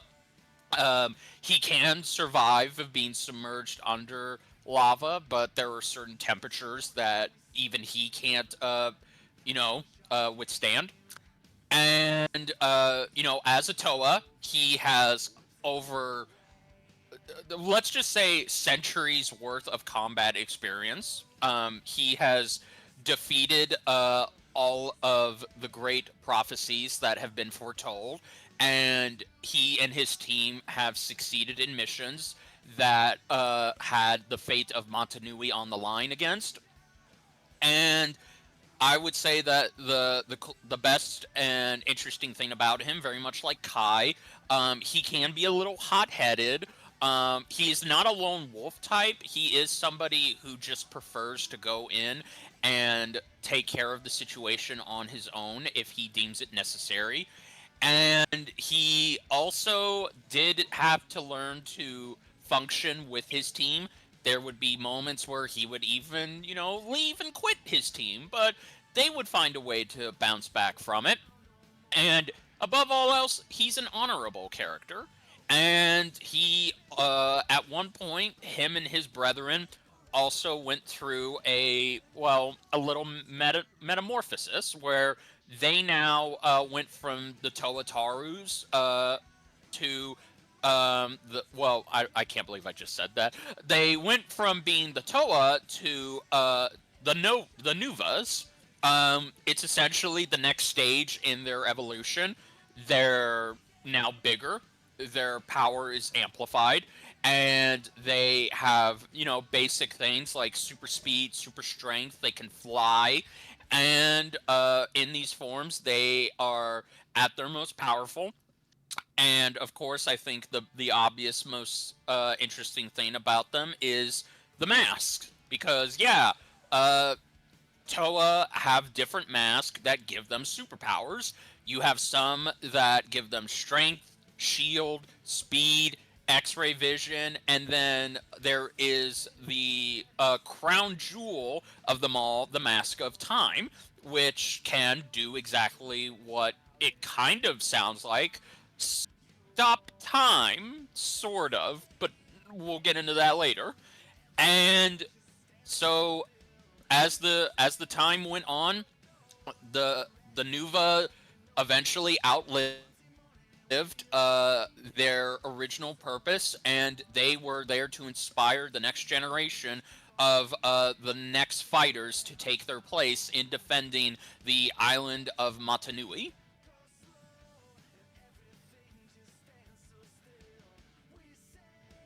And that's it. Man. All right. So, I'm noticing some interesting things here. Just in both cases, then. So, I guess now I will go into the questioning phase.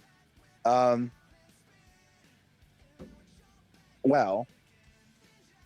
okay, I do. So the mask. So, I assume then Tahu's mask is kind of the source of his fire power. Then, am I correct to assume that? His base mask is, yes, but he can switch out to different masks that give him different set of powers. He Okay. can carry them at all times thanks to something he has on his person. So he has a different mask for the situation. Okay. But his base mask is, of course, fire. Yeah. So okay, in theory, that his, if someone was able to knock off his mask, would he be left without any power, or nah? One would assume so. Yes. The interesting thing is that again, I never came across an instance where the base mask were knocked off and they lost their powers. I don't think it works like that. But if his other mask were knocked off, then yes, he would lose access to those power sets. Okay. I think from everything I've heard, his normal fire ability should still be at play, even without a mask. Yeah, Okay. because him and the other Toa, that is their base power set, is the elements. Okay. Gotcha. So in theory, Kai can't knock off his mask and just lose his firepower, literally. No. Okay. Also, you mentioned something about Tahu being able to shut off someone else's fire. He can take the fire out of somebody. Yes, he can absorb and take away somebody's fire and add it to his own, but there is kind of a set limit to that. Yeah, the possibility of him maybe taking away Kai's fire is on the table, but I guess the question that I would then, if it's okay, ZDogg, I would shoot over to Bro is, would Kai's fire be too much for Taru to handle if he were to just, take it away? Well, that is part of this debate, isn't it? You asked this as if I know anything about Tahu's limits. Well, no, I guess my question to you is that again, this is just a general question. Is Kai let me rephrase it like this. How hot do you think Kai's fire is? Well, the best thing I saw for how hot Kai's fire can be is that he was able to reforge the golden weapons with it. He kind of like combined his prior blacksmith skills with his firepower, as well as like a suit of armor or something made from the same sort of like gold that the original golden weapons were made from. I think it was like armor that the first Finjitsu master wore, but I could be misremembering. Right. He took that armor set and forged like basically exact replicas of the original golden weapons. Something they actually still carry around to this day, as far as I know. They just don't use them because Ninjago loves to take weapons and abilities, have them around for a season, and then throw them away. Yeah, it's true. So actually, yeah. I want to talk about that because I talked about a lot of stuff that falls under that threshold. Sure. Well, we'll call that. I guess to answer that question from both ZDogg and I, we'll just say I don't know. Okay. Sure. Well, the golden weapons, the original golden weapons. So during season 2, sorry for the spoilers, ZDogg. Basically, to make an extremely long story short, Garmadon was able to go back in time to like the times of the pilot, kind of like mess with the timeline, so Lloyd never becomes the Green Ninja.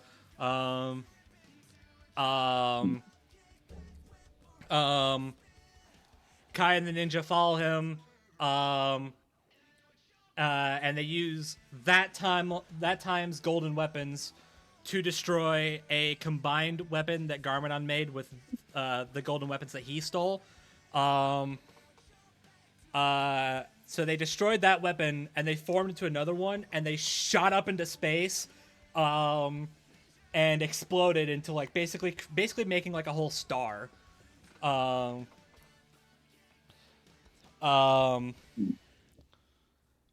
So at the very bare minimum, they can survive like the heat of the star. And Kai was able to forge new golden weapons with his fire.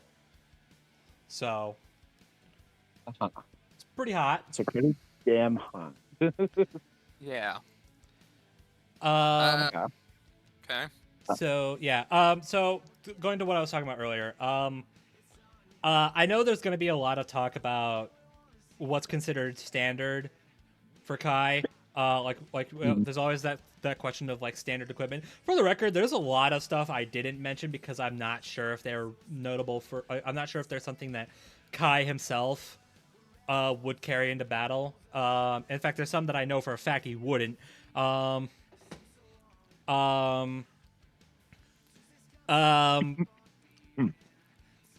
the thing about restricting quote unquote standard equipment for Kai is that if you do that, you're basically just giving him his firepower and his spinjitzu and like maybe a katana or two, and that's basically it. Yikes. Because everything else that Ninjago loves to throw, like every other ability that Ninjago loves to throw at their characters, they use it for maybe a season or two, and then they forget about them for the rest of the show. Lovely. Yeah, it's the problem with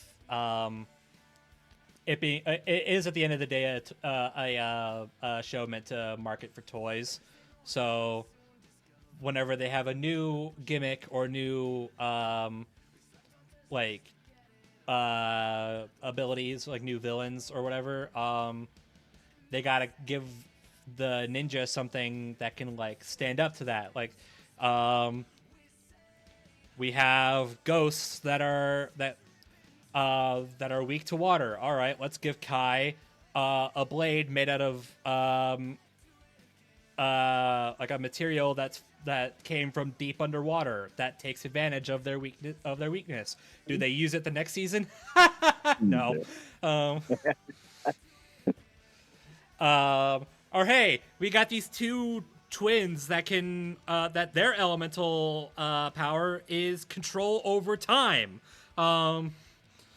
That seems kind of broken. So let's give Kai let's introduce these four time blades that kind of like manipulate certain aspects of time. Like there's one that can speed it up, there's one that can slow it down, there's one that moves a person forward in time, there's one that moves a person backward in time, which is what I mentioned earlier for Kai.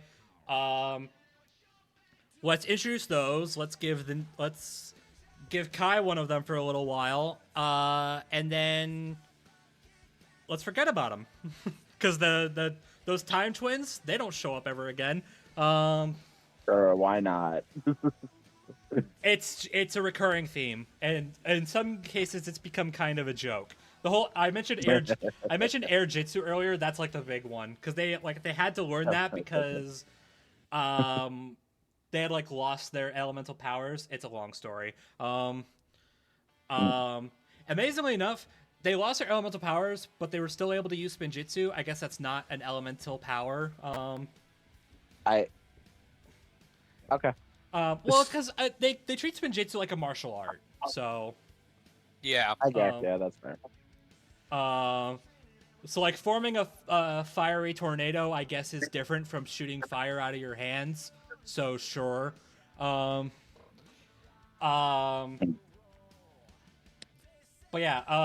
yeah, they needed some way to levitate or whatever. They needed some flying abilities. So hey, let's use air jitsu, and then let's teach it to Nia next season because she becomes an elemental master in Ninja 2.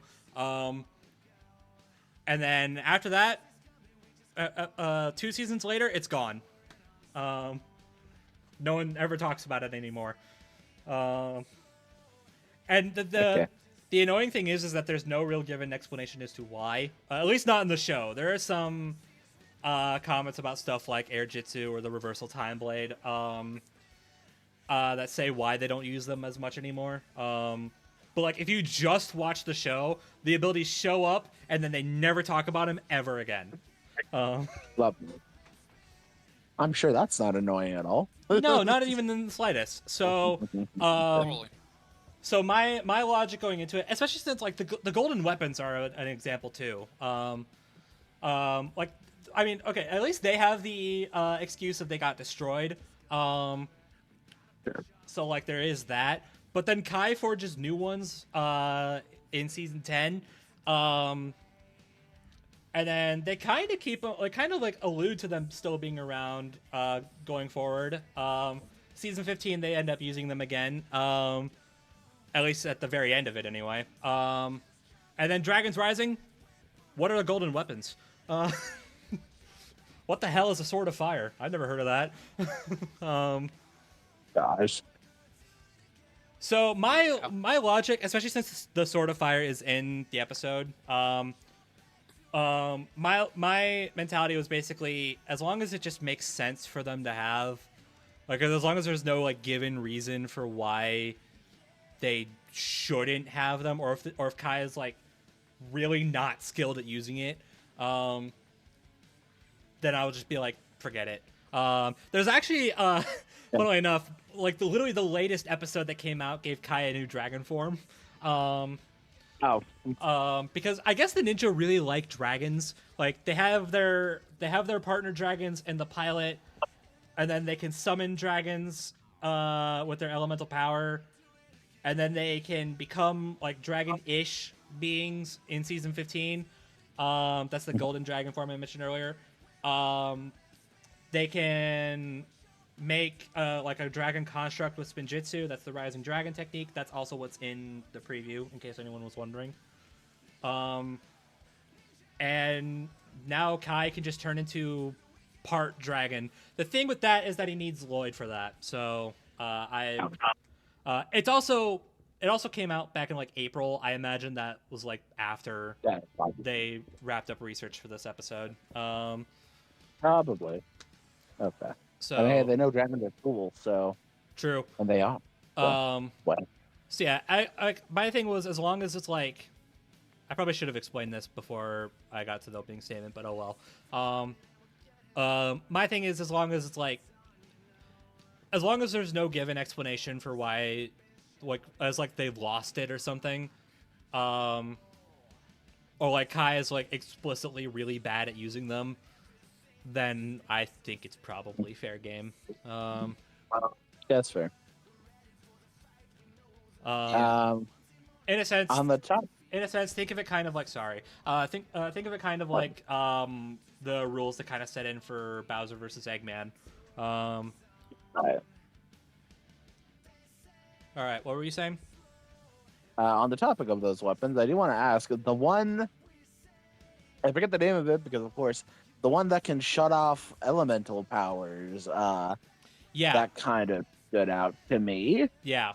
Do you think that it should be able to work on Kai? Not. Well, yeah, should it be able to work on the person using it? Good job, Joe. Well, I mean, it would. Okay. Well, I guess that's good to know. But would it work on Tahoe? Richard, would it work on Tahoe? Yes, and yeah, both of you, I guess. But I'm curious. Maybe. So how does how is Tahoe's like how connected to fire is Tahoe?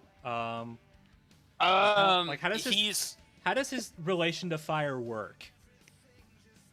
So my understanding is he is able to redirect, absorb, and control fire.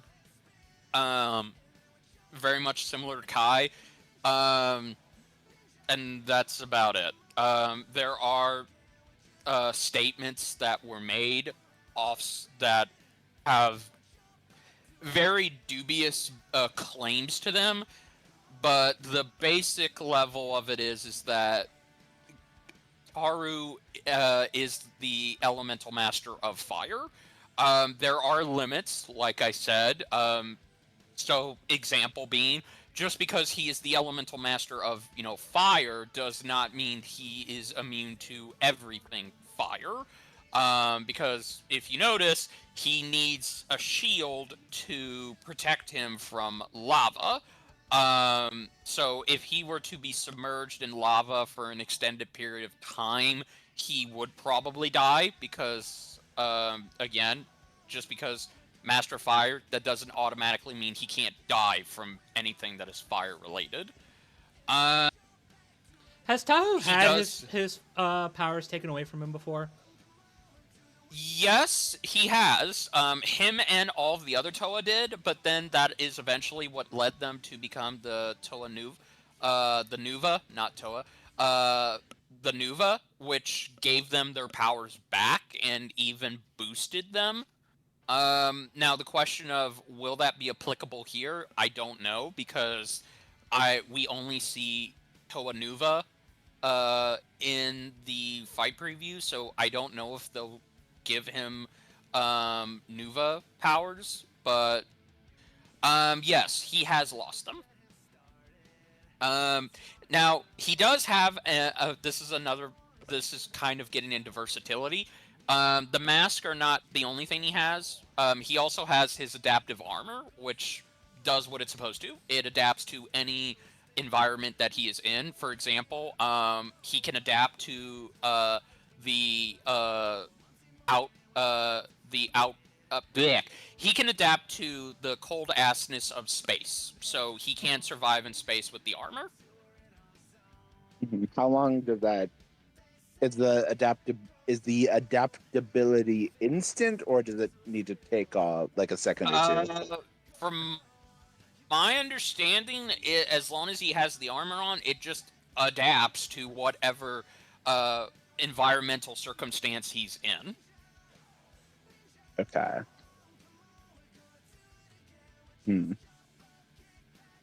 Okay.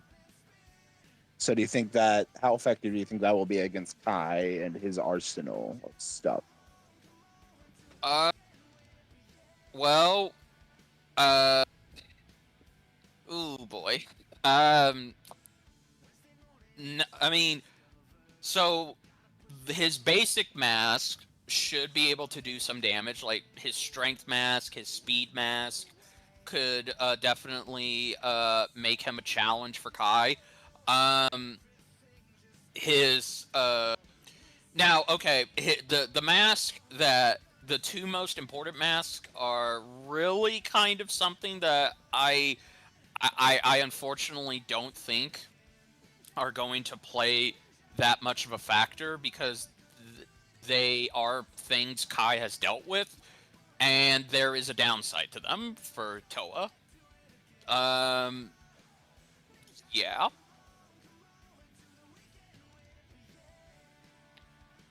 Well, would you like to go into that now, or?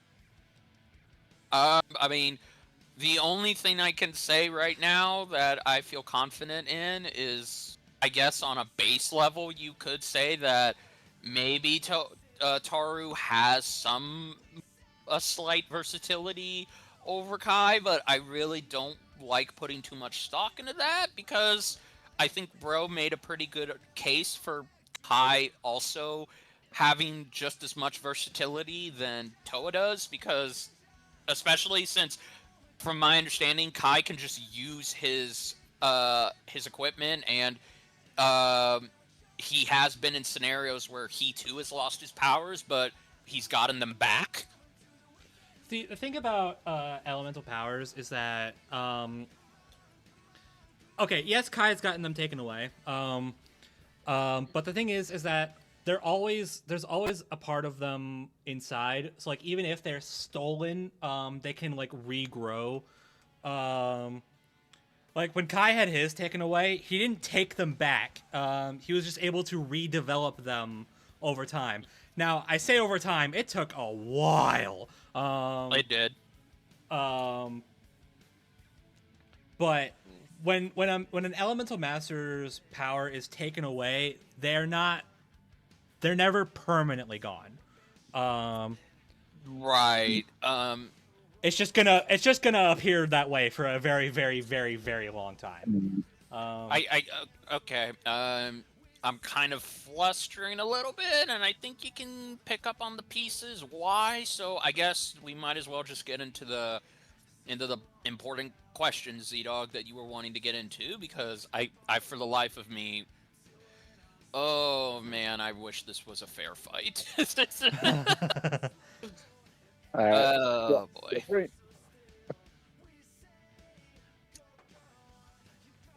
Okay.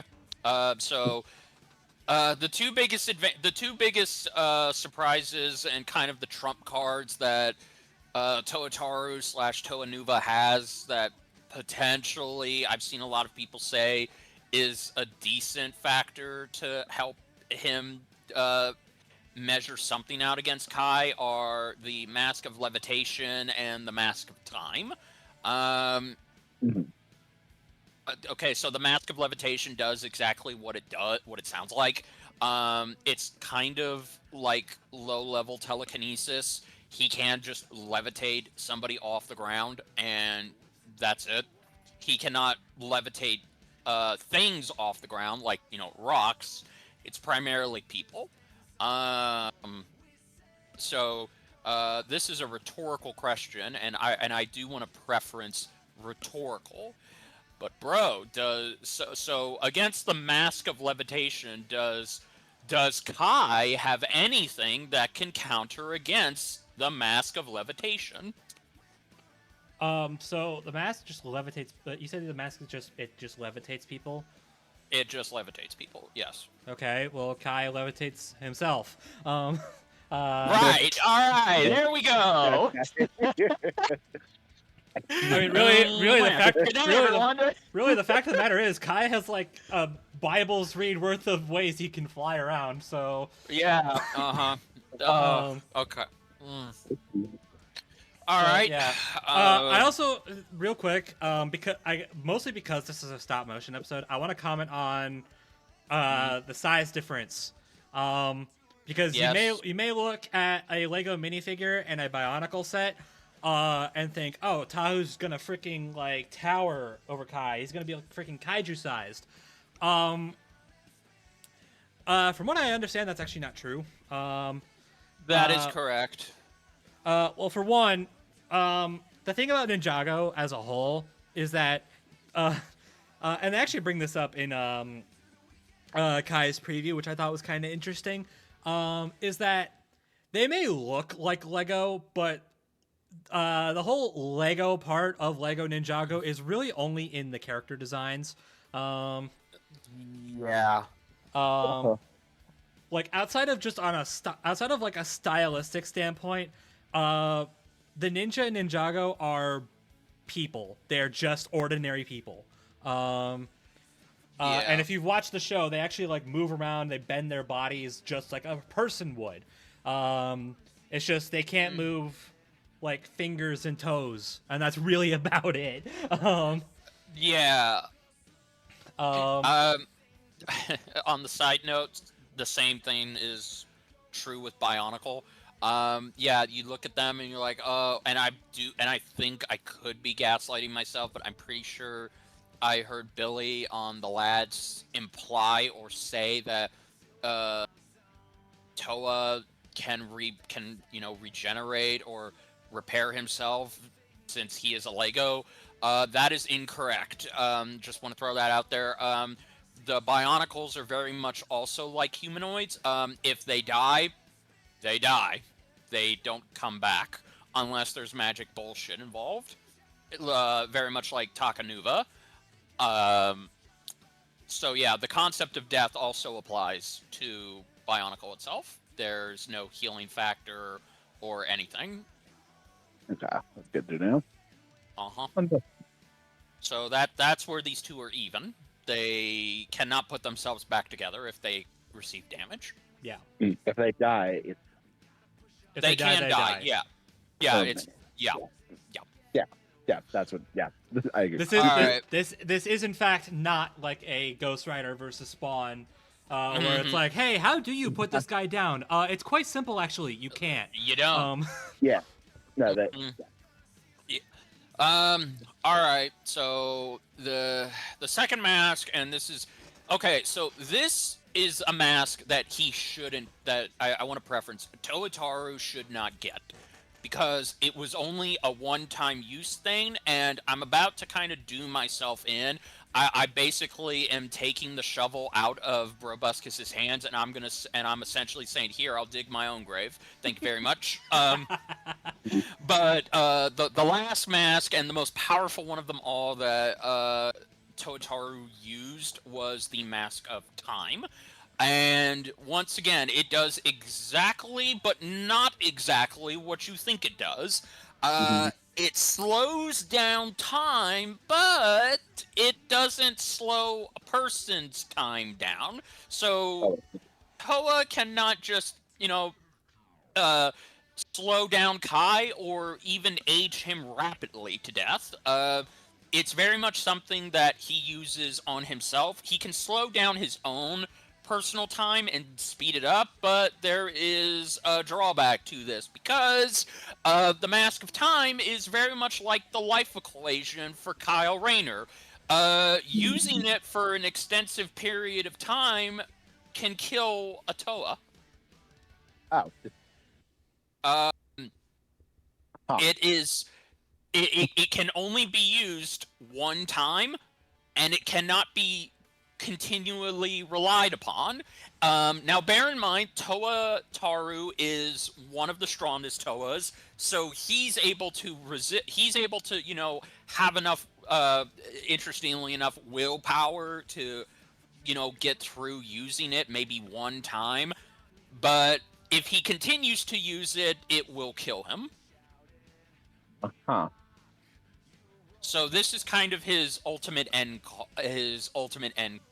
game maneuver. This is a Hail Mary if there ever was one. So Well, okay.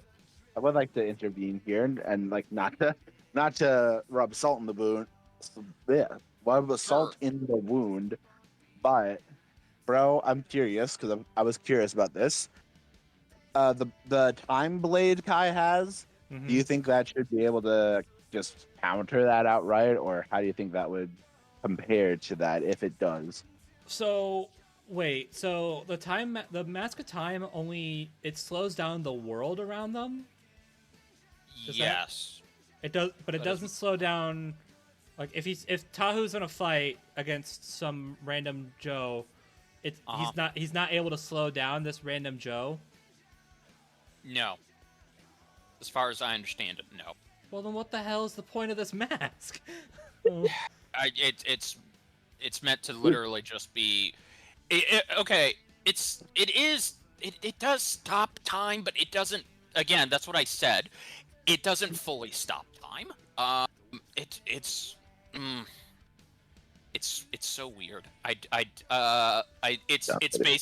It's literally a stakes mask. It's literally something to be used in dire stakes, and I do mean dire. So, yeah, there's no proof that it can just mess with another person's time around them. It does that only to themselves. So, okay, I guess here let me use it in this example.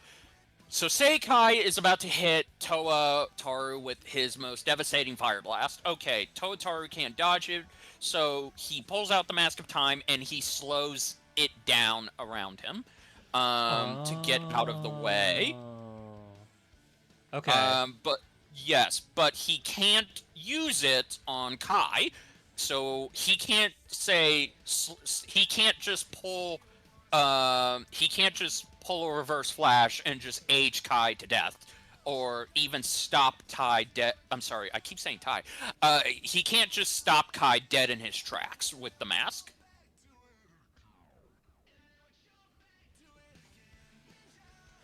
Interesting. Okay. So maybe I don't know if the sword is actually variable. Then I was gonna ask. I mean, but, whatever. So it doesn't help that Kai has also fought against people who have manipulated time. True, but he was affected by their power. He was affected by their power, but he doesn't have okay. Yes, he has experience against time manipulators, but he's still not resistant to their power. Yeah. So, I don't know.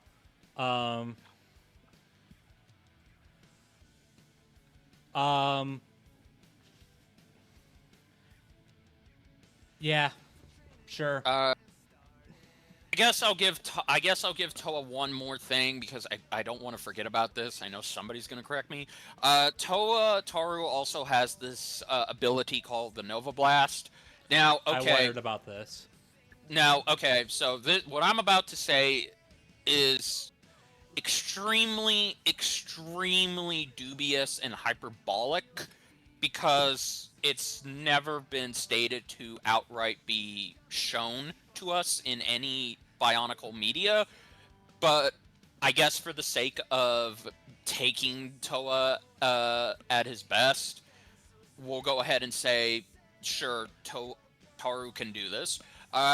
If he charges his Nova Blast for an extensive period of time, let's say he really needs the ultimate Hail Mary maneuver. Like, this is literally the make it or break it, do or die final gambit. He can fire a blast called, well, the Nova Blast, and it pretty much does damage to anybody around it. But he, very much like a Kamehameha from Dragon Ball, if he holds and charges it for an extensive period of time, he can potentially blow up the planet. Oh. Okay. Now, But- yes. I feel like you're probably going to explain this, but I have a question. A bit of a dumb question, Mhm. but it's probably important. Does that take him with him? Is that taken? Like, Does that take okay. him with him? Yes, he Okay, would is that a- ultimately. It It is a wouldn't- it's literally suicide is badass. It's Well, that's, it's that's something you just screamed out loud. yeah. Yeah. Anyway. Yay! ZDogg got it. Okay, thank God. Yeah, that's a Danny DeVito reference. So yeah, it is essentially, hey, if I'm gonna die, I'm taking you with me type of maneuver. Okay. Well, That is- I don't know if it like from what I've been told from other Bionicle peeps. I don't know if it like actually kills the user. It does deplete their reserves though. Worst ba- case scenario, basically- it could kill them. So Best basically, case scenario, it's that. yeah, just off of what I've heard, if Tahu uses it, for the record, from what I've been told, Tahu's never actually used it, but another Toa has. No. So Yes, and he can scale to that potentially. Again, this is a problem I do want to highlight, and I think I've subtly made it clear. Taru does not actually have a lot of on-screen feats with these higher-end showings of what his Nova Blast could do. Now, could he do it? I don't know. Maybe. If Death Battle takes it into consideration, then there you go. That's probably his maximum power output. well, but the way I've heard it described is that he uses it for, it's basically like a giant screw you, I'm nuking everything, yeah? Yeah, it is essentially holding a giant nuke in his hand. All right. But so it's my understanding that he can use that and he'll be fine, but he'll run out of firepower basically. Like he can't use his firepower anymore. Right. It's essentially okay. So I guess it's. I guess the other best way to describe it is it's essentially his solar flare, except potentially with dubious claims he can charge it to destroy the planet. But again, to ZDogg's point, that would probably mean Taru would die if he did that. Like, but then again, his armor would probably protect him since, it can adapt to space, but I don't know if it'll adapt to him blowing up the planet. Interesting.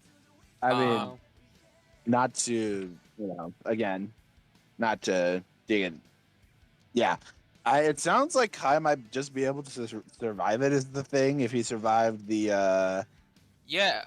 rooms, or whatever that feat was of like surviving the realms collapsing. Yeah. Admittedly, it's a little vague. I don't think we even still have an explanation for why the realms merged in the first place. But Yeah. essentially, for context is that what was happening was it was just some like cataclysmic event. You know, all the realms were like, you know, there was like giant cracks in reality forming, and the realms were like merging together. Um, um, Yeah. You know, it seems like you know, it was all like, it, you know, basically took all of the inhabitants of each realm and put them into one giant location. Which like on paper that's cool and all, but like some people got lost in the event. In fact, one of the like new main characters, his whole story is that his parents were disappeared during the merge. So he joins the ninja so they can help him find them. Okay. But so when they were merging, Kai and the ninja flew into like, I guess if I remember correctly, I guess it's to like see how they could try to stop it. They obviously didn't, but so like they were basically at like ground zero of the realms like smashing together. It's not shown the effect that it had on any of them. Well, okay, that's kind of not true. Like Jay lost his memories from it, but like as far as like, is it like a durability feat? That's not really shown for sure. Okay. But Master Wu kind of, maybe, probably, we don't know, might have died from it. Wow. Well. Yeah. So I guess 3.5 seasons in, and it's still incredible. I guess I haven't seen the first part of season 4. But shut up. So I guess 3 seasons in, and I still don't know what all is going on. Right. So, all right. I guess to simplify it, would you say that is Kai's maximum power output? Would you say that he would be able to survive potentially a nuke level explosion? A nuke level explosion, probably. Okay. And if hypothetically, again, Toa was just like, suicide's badass, and he just decided to blow up the planet. See, it's funny. I've seen so many people talk about how they could they could use that Nova Blast and lead it into Kai's Spinjitzu Burst. Because so the way the Spinjitzu Burst works, it is like incredibly strict. So like you have to be completely surrounded by your element.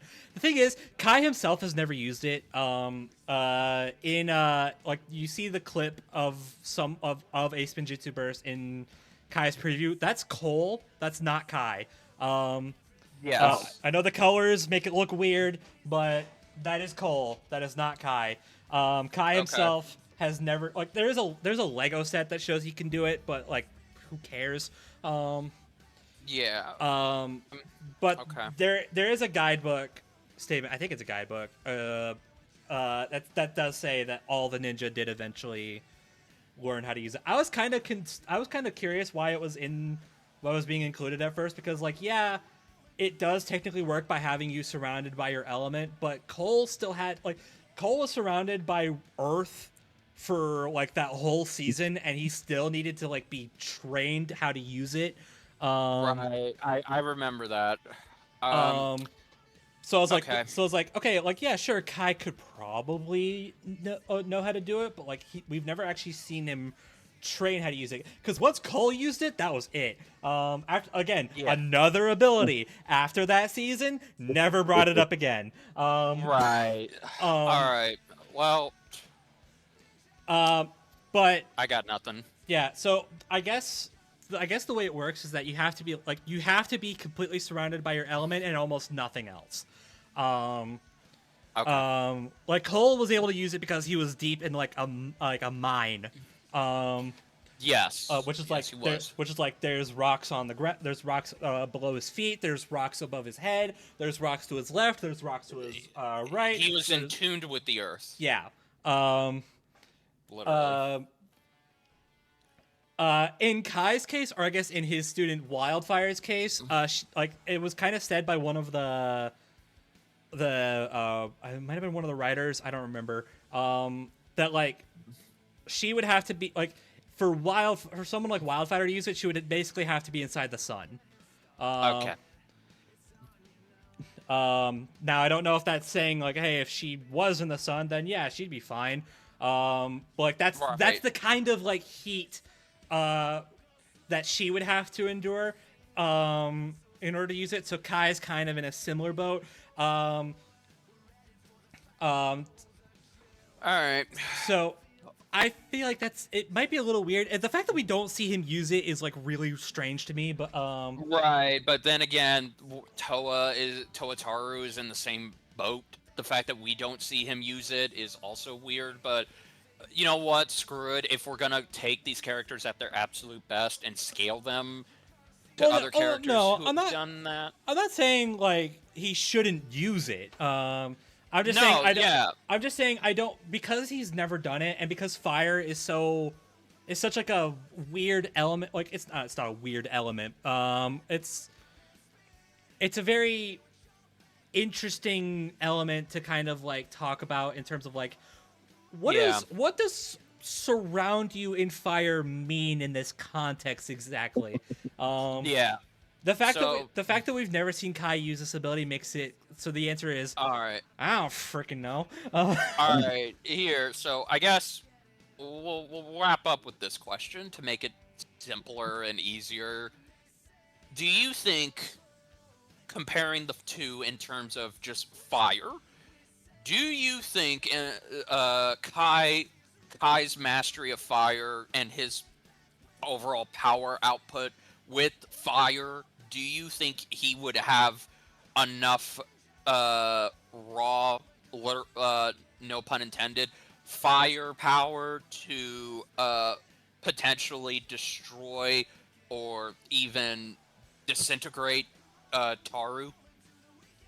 From everything you've described, I would say possibly, yeah. Okay. Well, yeah. I mean, I know both can they both can like glass sand. Yeah, they can. They can do that, but I don't know how useful that ability's going to be here because they are going to. Well, it's just that their fire is that hot. Fair point. But then again, you brought up that because that's the hottest as far as I've come across. Haru's fire, the melting point that he's been able to do is turn sand into glass. But you brought up that Kai was able to help. He was the main vocal point of reforging the elemental weapons and the gold material that they are made out of. Yeah, and those things can survive the heat of a star. So okay, well, I guess that's yeah, I guess I fold. I don't have an argument. I apologize. It's just like this. This is one of those fights where I don't think the character I'm representing. I don't think he has any counters. Because again, if the strongest you can put Taru is maybe hypothetically planet level, and maybe his fire can go as far as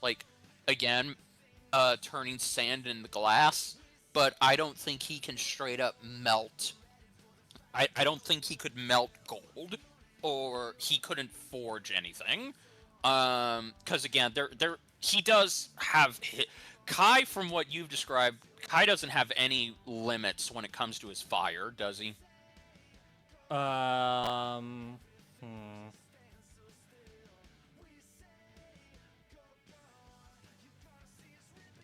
I wouldn't say he doesn't have any limits, because that's dangerous terminology. But well, he doesn't. I guess the better term is he doesn't seem to have that many drawbacks when it comes to his mastery of fire. I guess not. Yeah, he basically manipulates fire kind of like a firebender. Yeah. Like if there's fire nearby, he can manipulate it. He can form fire out of his hands. If someone launches Yeah. like a fireball his way, like I remember in one of the shorts, he was fighting a dragon, and a dragon launched a fireball at him, and he was able to catch it and like throw it away. Yeah. I know Toru can do the same thing, but again, there are limits, and it kind of just feels like this is going to come down. I have a feeling if in terms of whose firepower is better, I'm getting the feeling that it's Kai's. Well, Kai's is definitely stronger. I don't think there's much argument about that. Yeah. The I think only advantage. I think a lot of the debate for this fight kind of came down to just all of the different abilities that Tahu's masks can do. Yeah, and it's kind of sad to say that I kind of counters all of them. I mean, especially the most two important ones. I guess to throw you a little bit of a bone, because I've had this discussion plenty of times during the lead up, is talking about like, because something that kind of stuck out to me from both like discussion in the community as well as being on Lads was that Tahu, like his mask, like his powers are tied to the masks, which obviously he can only wear one at a time.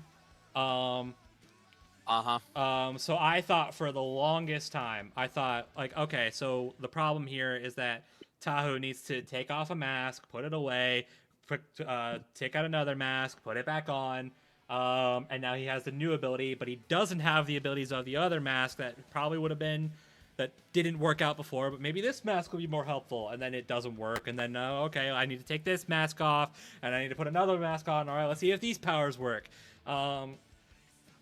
I thought that, especially with like, it seems like the community's kind of in agreement that their speeds are like kind of around the same ish level. So it's like, okay, well, equal speed, but now Tahu has to take time to swap out his masks for an ability that might work. But I have been told that he can kind of just swap between them on the fly. Yeah, it's instantaneous. Yeah, okay. So that kind of I mean, the fact that he still has to swap them in the first place is still kind of feels like an issue to me. Yeah, no, because Kai can literally use his powers whenever and wherever he wants, and also too, there's the fact that I would make the argument, because I know Taru's been given the versatility advantage here, but I would say Kai's not lacking in that department, especially because he has spin jitsu, he has fire elemental control, and he also has air jitsu, which gives him the ability to fly.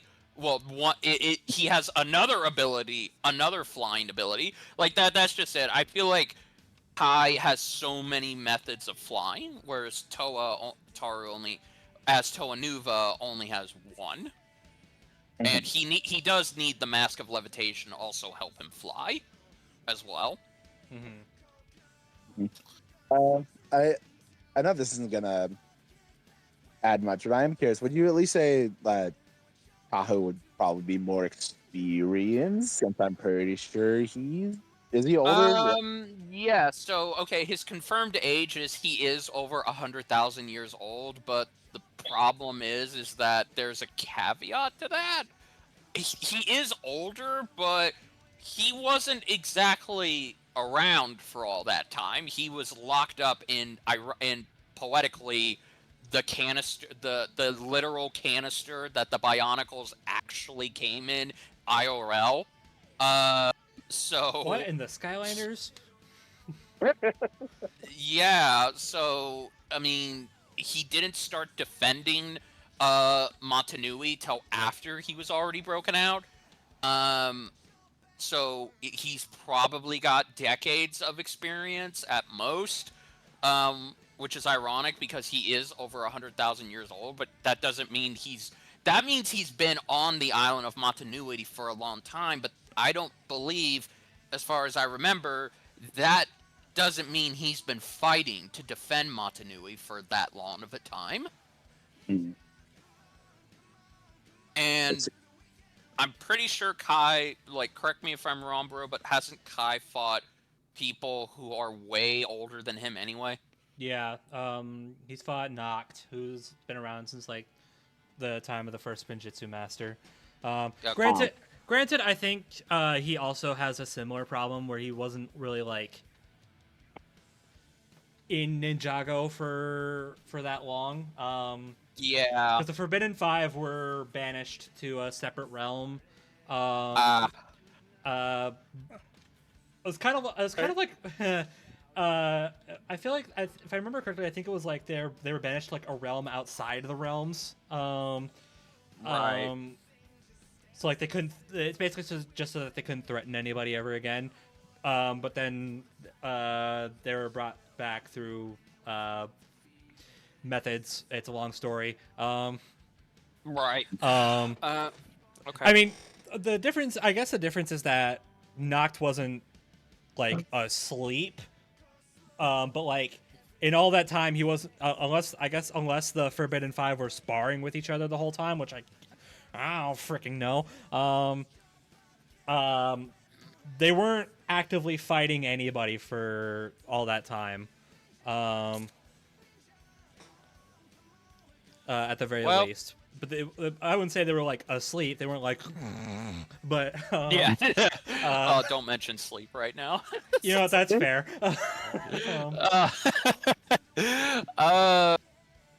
ZDogg, do you have any more questions? I'm trying. I think I got everything I. Oh, I was hoping you would. I'm like, come on, give me something. Okay. Let's see. If not, then I guess we'll move on to the verdict. I guess, like, bro, do you have any more questions about Tahu? Might as well make sure. I don't think so. Yeah. Okay. Sorry, Yeah. everybody, if you were expecting a real back and forth nail biter. It's just I hate to be that guy. Yeah. Problem with Bionicle lore is that it's told to us and it's never shown to us. It's like Dragon Ball. It's like early Dragon Ball Z, where everybody just says, "Oh, well, you know, Goku could absolutely blow up the planet if he wanted to." Yeah, but why would he do that? No, but he could do it. Yeah, but why would he? Just because he can doesn't mean he wouldn't. So that doesn't make any sense. Yeah. It. I was hoping to go into this with something that could really equal or challenge Kai, but I came away kind of disappointed because, again, and how maybe even the realms, like maybe we get a Yusuke versus Ichigo, where okay, well maybe Taru can threaten some realms to equal out Kai. Nope. Because Bionicle has never dealt with the concept of realms, as far as I got into. For what it's worth, I don't know if all the realms are like or like universes in size. Especially since like the realm of Ninjago is very vague with its information. Like every time they mention like, oh yeah, this dude created Ninjago, they're mostly usually talking about the landmass. Because that's not confusing at all. Yeah, exactly. So, yeah, I mean, that also doesn't help. It's that, but yeah, like, Bionicle doesn't even get into planetary shit. It's all conformed to the island of Motunui. It's never anything bigger than that. Yeah. But like, there is the grasslands, which is said to be like, it is said that space and time are a concept there. So okay. So yeah. All right. Well. All right. I've got nothing. All right. Then I guess this is clean sweep. We're all going for Kai. Yeah. Yeah. Yeah. I mean, I want to. I mean, I kind of feel bad, honestly, but look. I mean, in my heart, I will root for Toa, but you know what? Betting wise, how could I not go for Kai? Because I mean, Kai okay. is just a better combatant overall. Because again, I don't want to take away. And again, I hope I didn't give people the wrong information. It's just Toa is kind of built. The Toa are built. No pun intended. Again, they're built different. They're on a whole. They're on a level that Kai and Ninjago kind of surpassed a long time ago. Because once the ninja got into the concept of, oh yeah, by the way, the elemental weapons can create a literal star, a sun. So it's like, what do I got? What does Bionicle do there? Nothing. I feel bad because I was really hoping that I said it earlier, but I'll say it again. I was hoping Toa could challenge Kai in something, but I mean, I guess there should be they need to bring this back. Toa advantages. One, the moral victory. All right, let's calm down. To be fair, I mean, it sounds like, like we said, at least like like he's not like a bad warrior, and like he has a lot. He's defended the island of Matanui tons of for a long period of time. Not as long as not as long as he is old, but at least he's defended it. He's grown. He's gone through life or death scenarios. He has gained more power.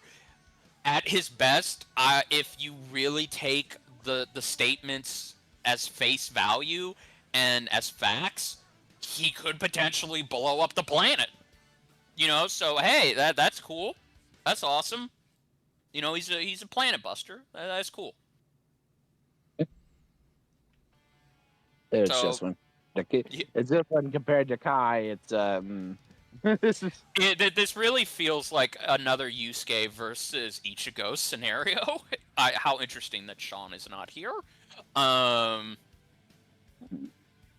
Yeah. I'm sorry, Toru. You know, it was interesting to go back to the land of Bionicle for this episode. So I can at least say that. I just realized there's another thing I could bring up that just puts another nail in his coffin. Sure. You might as well. Should I do it, or should we just move on because we've already made our decisions? Yeah, I think we should move on. We've literally called it. All right. It's a clean sweep. Yeah, if you want to put it in the comments, I guess. Sure. It's a hung jury, Your Honor. Yeah. All right. Well, GG's. GG's and GG's. I feel bad. I mean, I obviously want Kai to win, but I do feel bad because yeah. I know again, Bionicle's kind of just been sitting in limbo for so long, and the fact that Tahu's coming back, I mean, really the fact that he's here at all is should be cool enough, man, but oh god.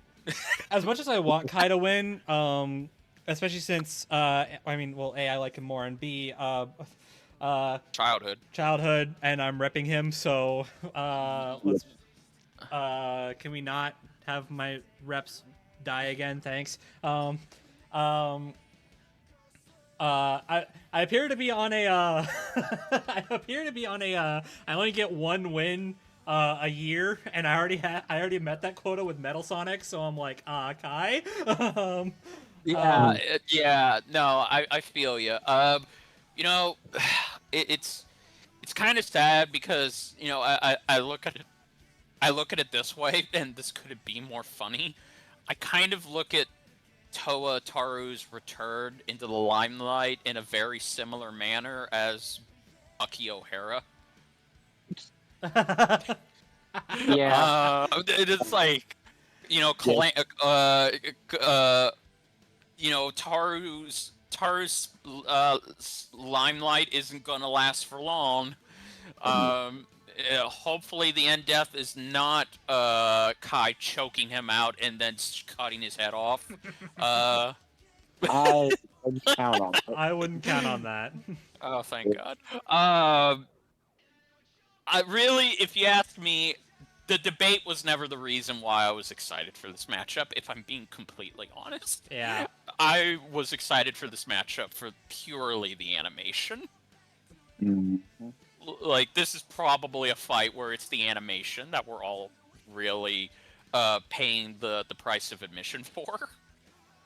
Exactly. And there's Yeah. nothing wrong with that, if you ask me. No.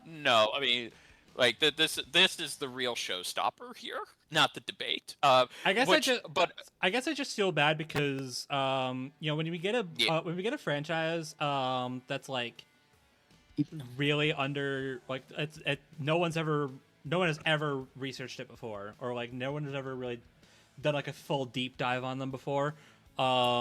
Like, we got Bionicle here. Who the hell has done a deep dive on Bionicle? Fucking nobody. Well, except the Bionicle YouTubers. Props to you guys for keeping it real out there, trying to keep it in the limelight. Either real heroes. Yeah. But it's like, okay, so like there's like every time we get that, there's obviously gonna be like, okay, well this guy probably wins, but this guy also has like no notes on them at all. So like, let's hold off on. So like the interesting thing about this matchup from a research and debate perspective was really just trying to figure out, well, for one, ironing out whatever kinks are in Ninjago's arguments, because there are some. I know people like to argue. I know I mentioned Pixel defeating the preeminent, but people like to use Nia as another example. But like Nia's whole thing is water. She's the elemental master of water, and ghosts and like spectral beings in Ninjago are weak to water. So Nia drowning the preeminent with a giant tidal wave, that is not anything really that. I mean, the tidal wave thing is cool, I guess, but like, drown a bitch, no jutsu. Yeah. But like, doing that to a being that's like, I know it's the embodiment of a realm, but like doing it to a being that is literally weak to water means nothing. Yeah. I on the other, I'm sorry to cut you. I was literally facing a similar thing with Taru. Yeah, but like the interesting thing was like getting all the stuff down for Ninjago without any like big instances of like agenda pushing and whatnot, while also really trying to figure out just how strong Bionicle is, like how strong and how hacksy Bionicle is, because even if Tahu is weaker, if their speeds were similar and Tahu had like all of his hacks like readily available to him, and he could use them at all times, I could probably be like, okay, well, but ultimately, what it seems like is the fact of the matter is, what it ultimately seems like is that, like, Tahu, he does have ways he can win, but they are tied to like specific masks that are, like, it's questionable if he would even like think to pull them out. And by the time he probably does, Kai's win con is he does the Asta trick. Which is more straightforward, and straightforward combat is kind of Kai's shtick. Yeah. Yeah. I mean, look. Yeah. I hate to just beat Taru into the ground after we just dug him out. But it's his literal best feats of taking him at his best require taking feats that were from off screen or in other material and kind of just giving it to him and assuming that could work. Yeah. Yeah, I got nothing. So it's just kind of one of those things, like, you put all the info together, like now that you actually have it, it's like, huh, this is actually kind of straightforward, isn't it? Yeah, this is probably the most, like, next to Yusuke versus Ichigo, again, this is probably the most, a straightforward, debate there is. Like, yeah. I mean,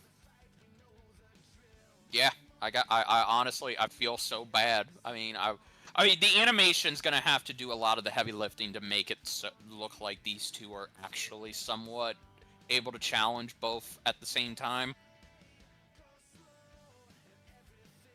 Yeah. Uh, Although, how ironic is it? Our first ever Lego fight, and the characters themselves can actually die. Mm-hmm. Whoops. Funny how that works. It's like, Yeah. And but in all seriousness, please, everybody, watch the shit out of this fight. I think. Oh, we yeah. deserve- We need more Lego reps. Like, god dang it, we do. We need more. Um, I I, don't yeah, care what it is. no, Lloyd versus Takanuva, please, God, do it. Yeah. Jay versus Michelangelo, also good. Or just hell, other Lego matchups. I really want to see Monkey Kid versus Poe. That would be so cool. Ramona versus Wild Style and fucking Lego Batman versus Puss in Boots. I vouch. Those are cool. Ramona Flowers, I should specify. Yeah. I figured that was obvious, but just in case. Yeah.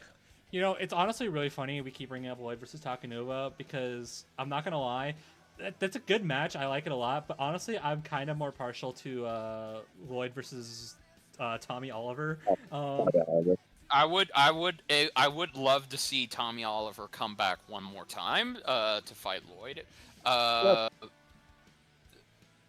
I think that match. Although- I think that match is super cool. It is a horrific stomp. Oh yeah, no, and not in someone, and not the way you think it would be. Like, not in someone's specific favor. No, it's kind of the opposite. Yeah. You know how I've been glazing Kai and Ninjago this whole time. Yeah, I'm gonna go ahead and say right now, if Lloyd versus Tommy happens, I'm folding frame one. Yeah. Yeah, well, I'm sorry, Lloyd. I'm sorry, Lloyd is like significantly stronger than Kai too, which is really funny. But Tommy's putting belt to ass. Yeah, straight belt to ass. Like, he's taking off his Morpher belt and he's just putting it to poor Lloyd's ass. It's funny because I talked to someone about this a while ago. Talking about like potentially talking about like a different Ninjago project, and Lloyd versus Tommy just kind of came up. I remember someone asking, "Hey, how badly does Tommy bully Lloyd?" And he goes like, "Well, Lloyd with like all of his best stuff should probably be about universal level. With like Source Dragons, which I bet none of you even know what that is. Like Source Dragon powers." He could probably scale to Versus Battles Wiki's bullshit 5D hyper timeline shit, which is obviously bullshit, but screw it, we ball anyway. We eyeball him anyway. Yeah, with that in mind, Tommy is approximately infinity times stronger. And it's like, yeah, okay. He killed Lord Draken. If for context, if anybody needs a real understanding of how powerful he is. Yeah, The day of no. that's on Death Battle. Oh God. If Lord Yeah. Draken versus the Batman Who Laughs happens, I'm gonna kill myself. In case anyone didn't realize, yeah, Power Rangers is freaking cracked. Wait a minute. Yeah, I know. Oh my God. That means a Power Ranger. That means one of the main Mighty Morphin Power Rangers could beat up a Dragon Ball character. Oh my God. Yeah, they could. Oh my God. Actually, it's funny. It's funny you say that because recently I think it was on Raptor stream. I think I did see a Dragon Ball versus Power Rangers matchup. Yeah, boy. I think it was what, Tommy versus Vegeta or something. Oh my God. Damn. It's funny because Cass did Nappa versus Goldar, and I'm like, okay, that's funny. I get it. I see the vision, but how does Goldar Yeah. not just like cave his face in? Yeah. We should probably end this the cast, by the way. Yeah, we speaking probably of that. should. Because he is hilarious, and you will quote everything he says. And with that being said, There you go. Yeah. Yeah. This was a fun episode to talk about. That's fun. Yeah, was fun. Yeah, we need more fun episodes like this. Yeah. Exactly. Although, well, we'll see next time because apparently what Sam said, I saw a clip of Sam saying that he was excited to see people God dang it, Sam! Could you not look, Freaking man? hell. We just did this. We just did this. I was gonna say if we have 2 back-to-back batshit reactions to the next time, I'm And Ain versus Traveler is getting lower and lower on that scale. Right. Thanks a lot, Sam. Okay, well, we'll cross that bridge when we get to it. Yeah. But no, this was fun. I never thought I'd be able to talk about Ninjago on this show, but here we are. This is the reality we live in, and I would not have it any other way. Yep. It was great to talk about Bionicle again. I wish I could do it justice in better circumstances, but I'm happy I was able to get it done, period. Yeah, like I said, I'm more excited about the animation. I think this is probably going to be a big animated episode, and I'm here for that. Yeah. and I'm also. And it was okay. And ZDogg is also here. Yes, ZDogg is also here. For real, it was fun to learn about these two in any circumstance. So that was fun. Yeah. I know we all watched the pilot in the first season together. I know ZDogg, you were considering watching the rest of the show, so I apologize for the spoilers. It happened. I mean, I'm gonna watch the episode no matter what, so I'll probably get spoiled either way. Fair enough. Yeah. Well, all right then. All right. Cool. Glad we got this sorted, and yeah, it was fun. Hey. So yeah, I hope you guys enjoyed. Hope you. I know it gets overshadowed. I hope you did like Aang versus Traveler. I feel really bad that it got the short end in all this because I still think that episode is really good. It is in a hey, go give it. Please help that episode cross 1.1 million. It's still capped at 1 million. The poor thing is needs. It really? Hold on. Yes, no, it has not crossed the 1.1 threshold. It's still capped at 1 million. If you can give it a watch. No, you're wrong. It is at 1.1. Oh, thank God. Okay, well then there you go. Okay, thank you. Get it to 1.2. Yep. You have till whatever the hell Sam just hyped up to get the episode to 1.2. So yeah. Did the age restriction drop? I'm gonna mess up the recording. Give me a second. Never mind. Oh, it didn't. Never mind. Okay. No, I was gonna check. The little it was just that little the not play thing that you see in the thumbnail sometimes. It was gone. Oh, okay. Well, so I was like, wait, did the age restriction finally get lifted? Nope. Damn it. Okay. All right then. Yeah, but hope you're also excited for Kai Tahu, of course. Yeah. Yes, absolutely.